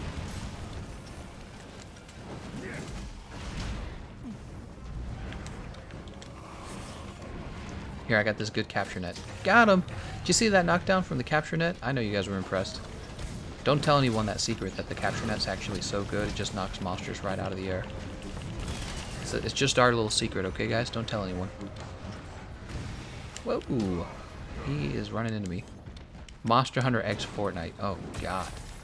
If that actually happened, I would lose a little bit of faith in Capcom. I really would. I'd be like, you guys are sellouts. I'd be like, you're turning into EA. Oh, you guys didn't just roll it? Why didn't you just roll it? You just roll it, bro. Nah, I'm just kidding. He just blasted me too. Resident Evil collab. Oh, I would place Resident Evil in the same category as like Doom. It's like, yes, there are monsters, but it's not really the same. You know, it's not a wilderness game. It's hard to describe. It's just kind of like too different of a feel, you know? They got monsters though. Doom's got plenty of monsters. It just wouldn't be right though. Oh, here we are. Do we have to fight Raytheon? I can't remember. No, we have to fight Rathalos and Blue Rathalos. Azure Rathalos. Blue Rathalos. What am I? Hillbilly? We're gonna fight Blue Rathalos and Red Rathalos. Monster Hunter X Dragon Age would be nice to see. I think that could work, except everything BioWare's touching is turning into trash. So I'd be a little scared of that. But yeah, that could probably work. I didn't think of that one.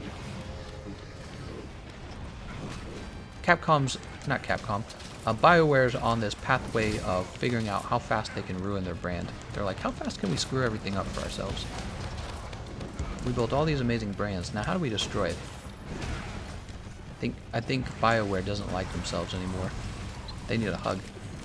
Slinger bomb time. 1. Brrr. 2.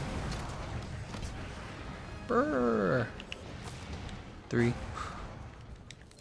Brrr. He's like, let me get. I want out of here. Oop. Hit the wrong dragon there. All right, we fired all the pods.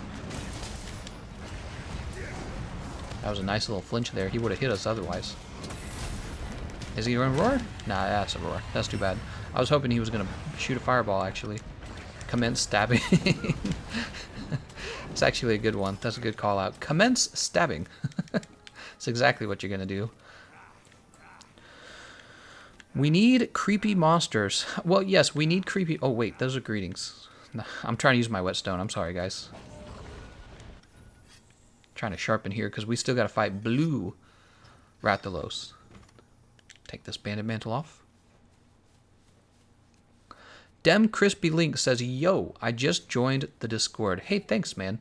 We have a very active Discord. I'm glad you joined. Be careful, don't get memed on. Slowsty says, speaking of destroying our franchise, Monster Hunter X, Elder Scrolls, or Fallout even. Fallout was a big mistake, all right, but I still have faith in Bethesda. Okay, they're not all bad yet. Okay, so give them a chance. I give them the benefit of the doubt. You know, they haven't announced Elder Scrolls as a mobile game. They haven't announced microtransactions in the next Elder Scrolls, right? None of that. So give them a chance. We know they messed up with Fallout 76, but companies make mistakes. The question is, will they change? Will they improve after making that mistake? Okay, so we're waiting to find that out. With with Mass Effect, BioWare, they really messed up with Andromeda really badly, and then we're like, well, your next game better be good, right? And they're like, Anthem, and it was not, because they're hiring unskilled workers, and because they got some special quota to fill or some stupid thing, rather than just picking people on skill. They're probably out there filling some stupid quota and shaking hands with Anita Sarkeesian or something. I don't know. Do I sound like a complainer enough? Have I made you cringe today yet? This real though, man. Really. I would suspect that is the problem. How do you go from making a game like the games they've been making to just kind of like trashy games? Well, I tell you, it's the people. It's always the people. The people are making trashy games. The Strange Noise says, there is an Elder Scrolls mobile game coming out. I take it back. They're sold out. They're bad. I don't know. I haven't played it, though. I haven't played it. I'm not... hear me out. I'm not totally closed-minded to mobile games. I actually really enjoyed Plants vs. Zombies. Did you guys play that game? That was a fun game. Plants vs. Zombies was legit. They were a little heavy on the microtransaction, pushing the microtransactions in Plants vs. Zombies 2, but I still had a good time. And you can actually play Minecraft on your cell phone as well, right? And so, oh, come on, man. You just poisoned me like that? Why you gotta do me dirty? So I'm open to mobile games. I don't think that mobile games are inherently like evil. I'm not like that, but they better be good. I don't know about this Elder Scrolls mobile game. Maybe it's good, maybe it's not. So you guys will have to tell me your opinions on it. I've never played it. The reason I know about Plants vs. Zombies is because I own a tablet. I used to use it. I don't ever use it anymore. I used it when I was in college a lot. So I had a tablet, and on the tablet, like I said, I played Plants vs. Zombies. Oh, and I'm dead. And I thought that game was actually fun. James Sindrick says, you could hire Anita Sarkeesian to consult on your YouTube channel. It would save women. Oh my god. How do I destroy my YouTube channel as fast as possible? That's if we were playing Jeopardy, that would be the answer to what you just said. How do I destroy my YouTube channel as fast as possible? Can I hire Anita Sarkeesian? I play Grand Theft Auto San Andreas on my phone. Nice. Red Rex Rule says, have you seen Monster Hunter Stories? It's a mobile Monster Hunter like Pokemon. Believe it or not, a long time ago, me and my then girlfriend we had video games on our Game Boys, and I just call them Game Boys. I'm old-fashioned. And we were playing, she was playing Monster Hunter Stories, and she didn't understand because she thought the game was going to be very different. She didn't realize that it was going to be like this it was a turn-based RPG, was it not? She thought it was going to be like this game footage she had seen where you run around like we do in World, attacking the monsters in an action game. She didn't realize it was going to be this turn-based thing. But I didn't actually watch her play it, so I didn't really know how... Oh, nice. I didn't really know how it was going to go. Did Raytheon help us there? That's pretty funny. Grab this Raytheon material, and then we'll carve. I'm excited that the new Xbox will have more dedicated WAM. Man, I am thirsty. I drank all that drink, now I want some more. I might have to stand up and get some water real fast.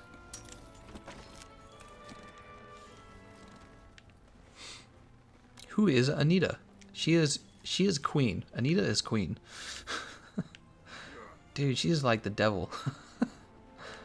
Anita's like, she's like identity politics coming in to destroy the thing you love. That's what she is. Karagaya says, God of War crossover is going to be great. I think just add Kratos skin or armor, Kratos dual blades, and any monster from God of War.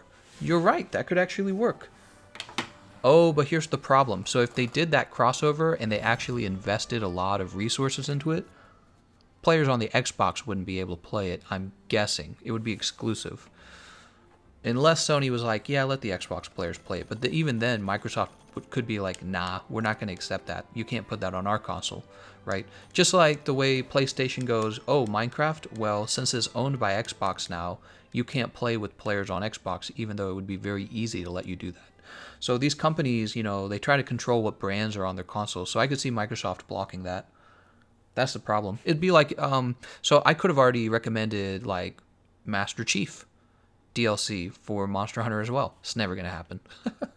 It'll never happen because PlayStation will say, nah, they're not going to play. They're not going to have Halo on our PlayStation console. That's the other guy's, you know, that's the other guy's, what's the word? Brand. There we go. Brand.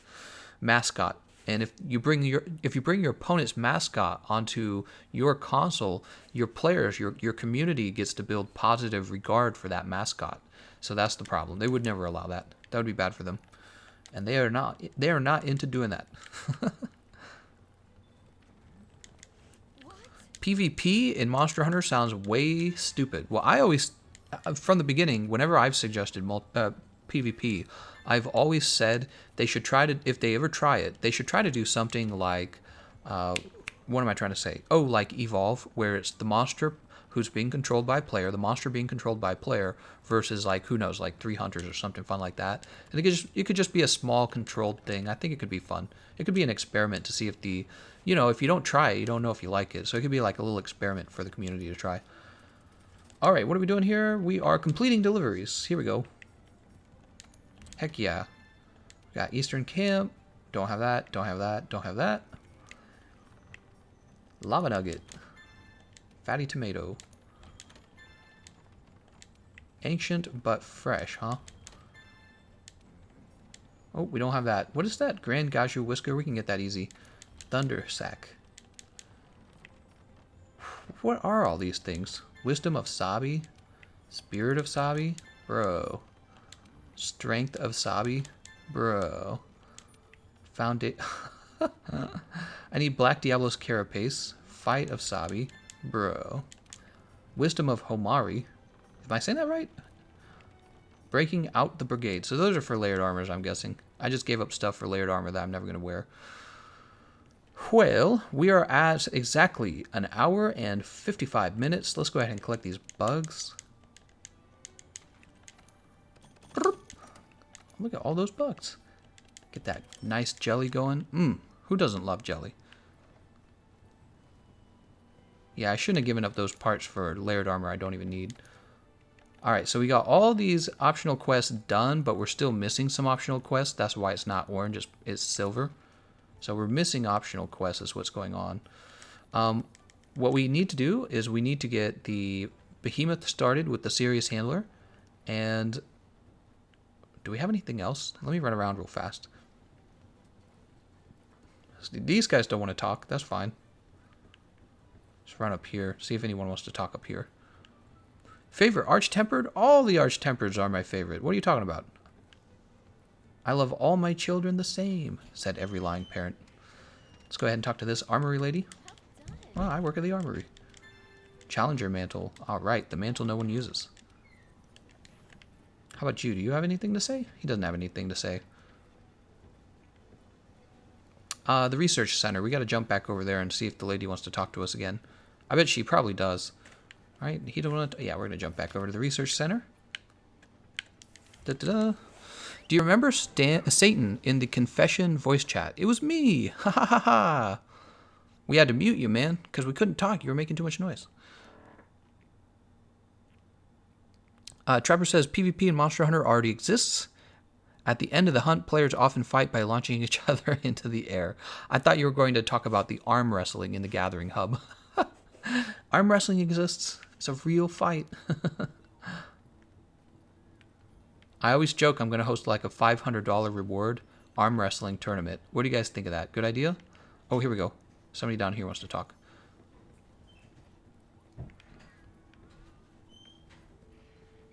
Ah. Golly wowzers. Shy Scholar. Capture Kobe Kakaki. That's not his name, obviously. You know what? This is a short one. Let's go get that one done real fast. Yeah, run up there. Kobe Babachi. Blah, blah, blah, blah, blah. These names, man. Stuck in their ways. Let's get them. Take that Tobi Kadashi down. Talk to the head researcher left to the farm guide to level up the progress on the monsters. Oh, right. Maybe a new quest will pop up. Maybe. Behemoth, question mark? We're going to say Behemoth for tomorrow. Travis McDonald says nobody. Clickbot incoming. What are you talking about? PS4 still being fixed. I'm working on it. I don't know what you mean by that. That strange noise says guy with the turbo button would win. Oh, I know what you're talking about. Modded controllers, right? Nothing really says, dude, cluster bombs is the true PvP experience. Yeah, I don't know about that. I feel like you would actually die very quickly if you used cluster bombs because you're standing in place, so the player only has to know where you fire, and then they can run and snipe you. Your attack is so slow, they always get plenty of time to react. Mink says, in the old games, the arena let you bring your own armor for runs. Wish they brought that back. I completely agree. They should keep what they already have, but they should add a new mode where you can also bring your own armor. Travis says, nobody can beat me at arm wrestling. I'll take that $500. Walamanga sad because, oof, no Behemoth today. We'll do a Behemoth live stream where everyone plays Behemoth together for that. Okay, Walamanga, that makes more sense. Kirigaya says, get Draken armor. Heck yeah. Well, Among Us says Plesioth the later? Probably. If I can get Plesioth and GU, we will play Plesioth and GU.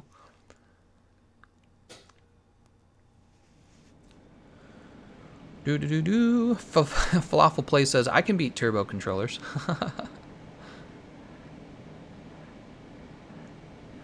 Well, Among Us says, nah, I wanted Behemoth, so I skipped the Toby one. Alright, we're grabbing the trap. It's a trap. Alright, we got our traps. We're going to jump way over here, because this is where Toby spawns. He spawns in this area.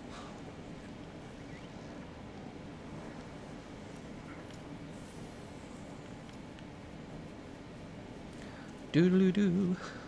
Where are you at, Toby? Oh, Toby. Toby, I want to play. Oh, somebody already found him. There he is. Oh, the other camp might have been faster. But Toby runs this way, though. Wait, which way is it telling me to go? Oh. Oh, yeah, no, I did it right. Yeah.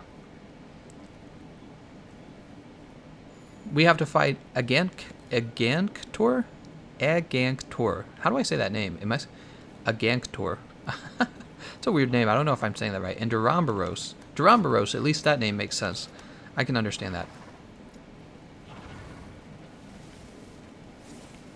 Where's this guy going, man? Gonna smack you.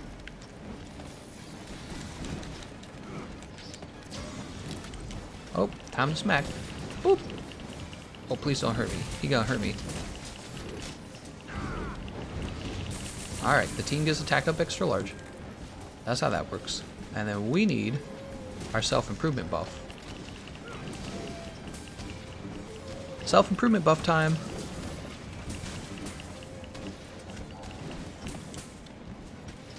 He's so confused. Look at those stars. Look at this dude. Whoop.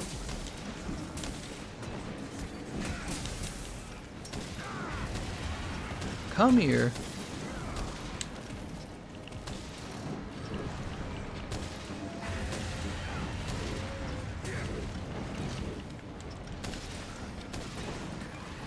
Oh, come on, Raytheon. Go away, man. Oh, my God. The first thing Raytheon does is like, you want to be poisoned? Now you're poisoned. What the hell, man? Get out of here. You're going to get me killed. Oh, my God. I'm dead. Oh, please. Please capture him. He's not trapped. He's not captured. He's not captured. I thought that maybe you guys had done such good damage that he was already capturable. You got my hopes up. You really did. Raytheon's like, why don't I just screw everything up? Would that be cool? Go away. Bad Raytheon. What happened? You guys killed him. What were you thinking? Oh my God, guys. Who would choose to do that? How will I feed my children if you're out here killing Toby Kadashi? Now the research center's gonna fire me. Farm for Deep Vero SMH. No, we're fine. I'm not gonna farm for that for now. I want the Blazehorn anyways. You know, I've become a bigger fan of the Blazehorn than the Deep Vero. I think the Blazehorn's actually better. See you later, nothing really. Kamar says, Raytheon is in her edgy goth phase listening to Poison from Alice Cooper.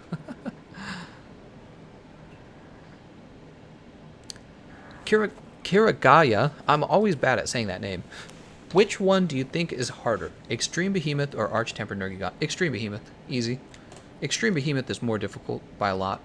Let me tell you why. So with like Nergigante, all you really got to do is fight him solo and throw on the Fortify skill, and then you've got a pretty easy fight. I mean, it's a little more difficult than the other Arch-Tempered monsters, but all the Arch-Tempered monsters can be defeated solo easily. See what I'm saying? So definitely Extreme Behemoth. Extreme Behemoth, if you try to fight him solo, good luck. It's like the most difficult thing you could do in the game. And then even in multiplayer, Extreme Behemoth is pretty difficult, despite the fact that everyone has had practice fighting the Behemoth. So we're all pretty familiar with the Behemoth. and he is just still crazy. And it has a lot to do with the fact that, you know, he's got like his whole meteor mechanic makes it really hard to.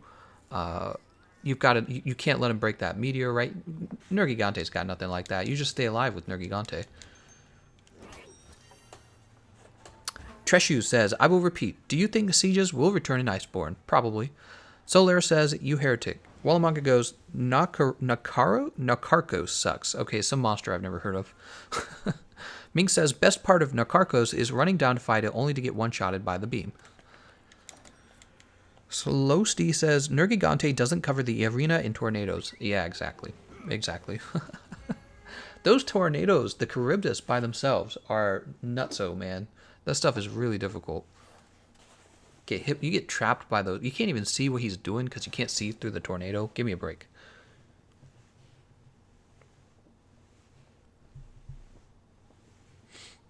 All right, no killing Tobi Kadashi this time. We got to keep him alive.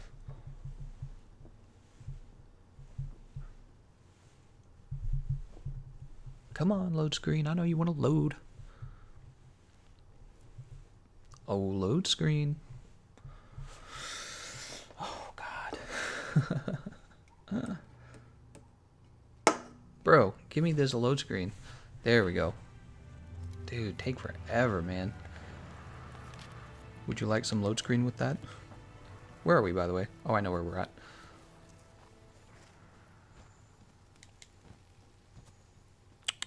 I think the Behemoth is the best monster in the game. It gave me very good experience and a fun fight. Totally agree.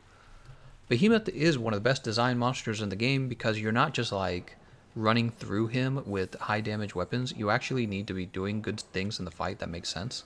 And that is not easy. Oh, somebody found him. He is over here. He's on the other side. We went the wrong way. That's okay. We can catch up. If you solo Behemoth, Enmity makes it 10 times easier. It's good to know.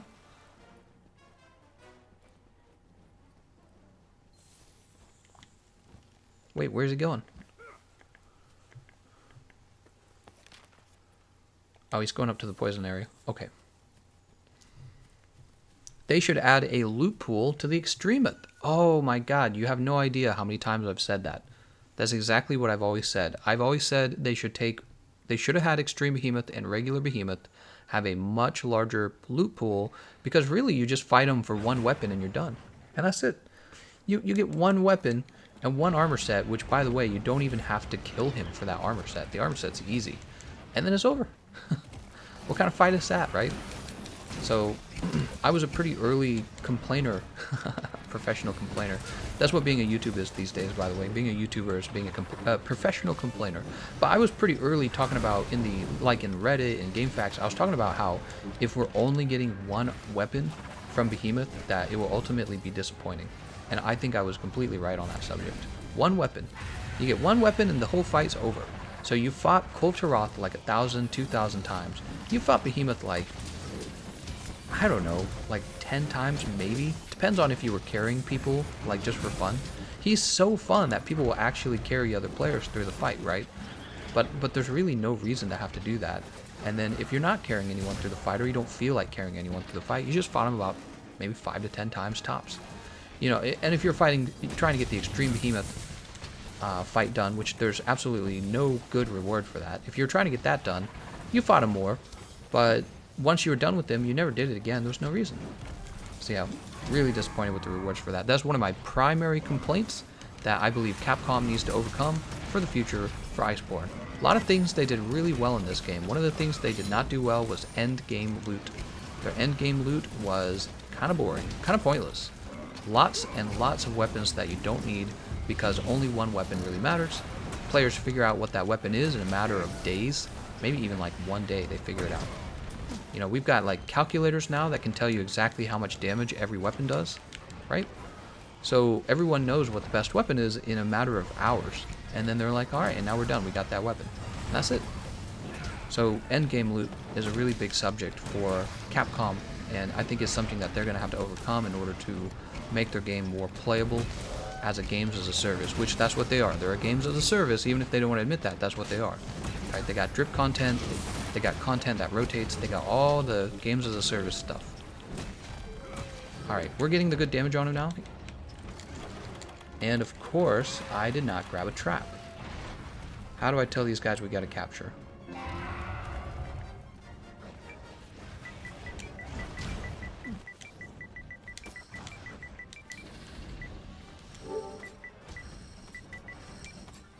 Alright, I said it. Capture. I actually forgot to grab a trap. There we go. Nice job, guys. Nice job. Professional complainer demonetized. I'm considering donating 69 cents. I don't think it lets you do that. You could do $6.90, or you could do $1.69. Well, Among Us says, "Hey, I was trying to fight Behemoth, then 2 dingus joined, and excuse me, both died. Oh, that sucks." What's the best hunting horn from Cove to Roth? None of them. They're all bad. You can get the sleep hunting horn. I never use it. I understand that with peak performance, it's the meta. You know, it does really, really, really high damage. I just strongly prefer the blaze horn or deep bureau. Kiragaya says, "My build was not too good before Behemoth, and after Behemoth I came out, I just repeat repelling Behemoth, and that's enough to get me a full dragon armor. They shouldn't have done that." That's right. So the Behemoth, you get 1 set of armor, which, by the way, it negates pretty much all the other armor in the game except for like Gamma Teostra and a few random parts that you trade in and out, and the Zenith set, right? There's like 3 sets. You get it from the Behemoth, and then you're done. You're just done. You know what I mean? You are done with the game. So they have to have a much better strategy in the future for end game content. It shouldn't just be a very dry grind for decorations, and it shouldn't be one super unbalanced Draken armor set, right? So we'll have to see how they do on loot. We don't know anything about their plans for loot in Monster Hunter Iceborne, but there was opportunity for substantial change, and they haven't really talked about any changes to the loot, so I am not that hopeful yet. Not yet. I don't know what they'll do. All right, and I'm going to go ahead and cut things off there. We just finished capturing Tobi Kadashi. I got to report back to the research center. The next stream for this PlayStation account is either going to be Cove to Roth or it's going to be the Behemoth, right? The Behemoth is going to give me Draken, and Cove to Roth is going to give me more weapons, which I desperately need. I want that Sleep Hammer, man, or Tereth Sword Fire. So many good weapons, really. Tereth Crest Claw. Yeah, all the weapons come from Cove to Roth. All right, let's do a gesture. We will be having GU in about 35 minutes to an hour. I need to take a break first, and then I will be starting up GU, and you guys are welcome to join and watch. Let's get this wave going. All right. Thank you all for watching, and I'll see you guys next time.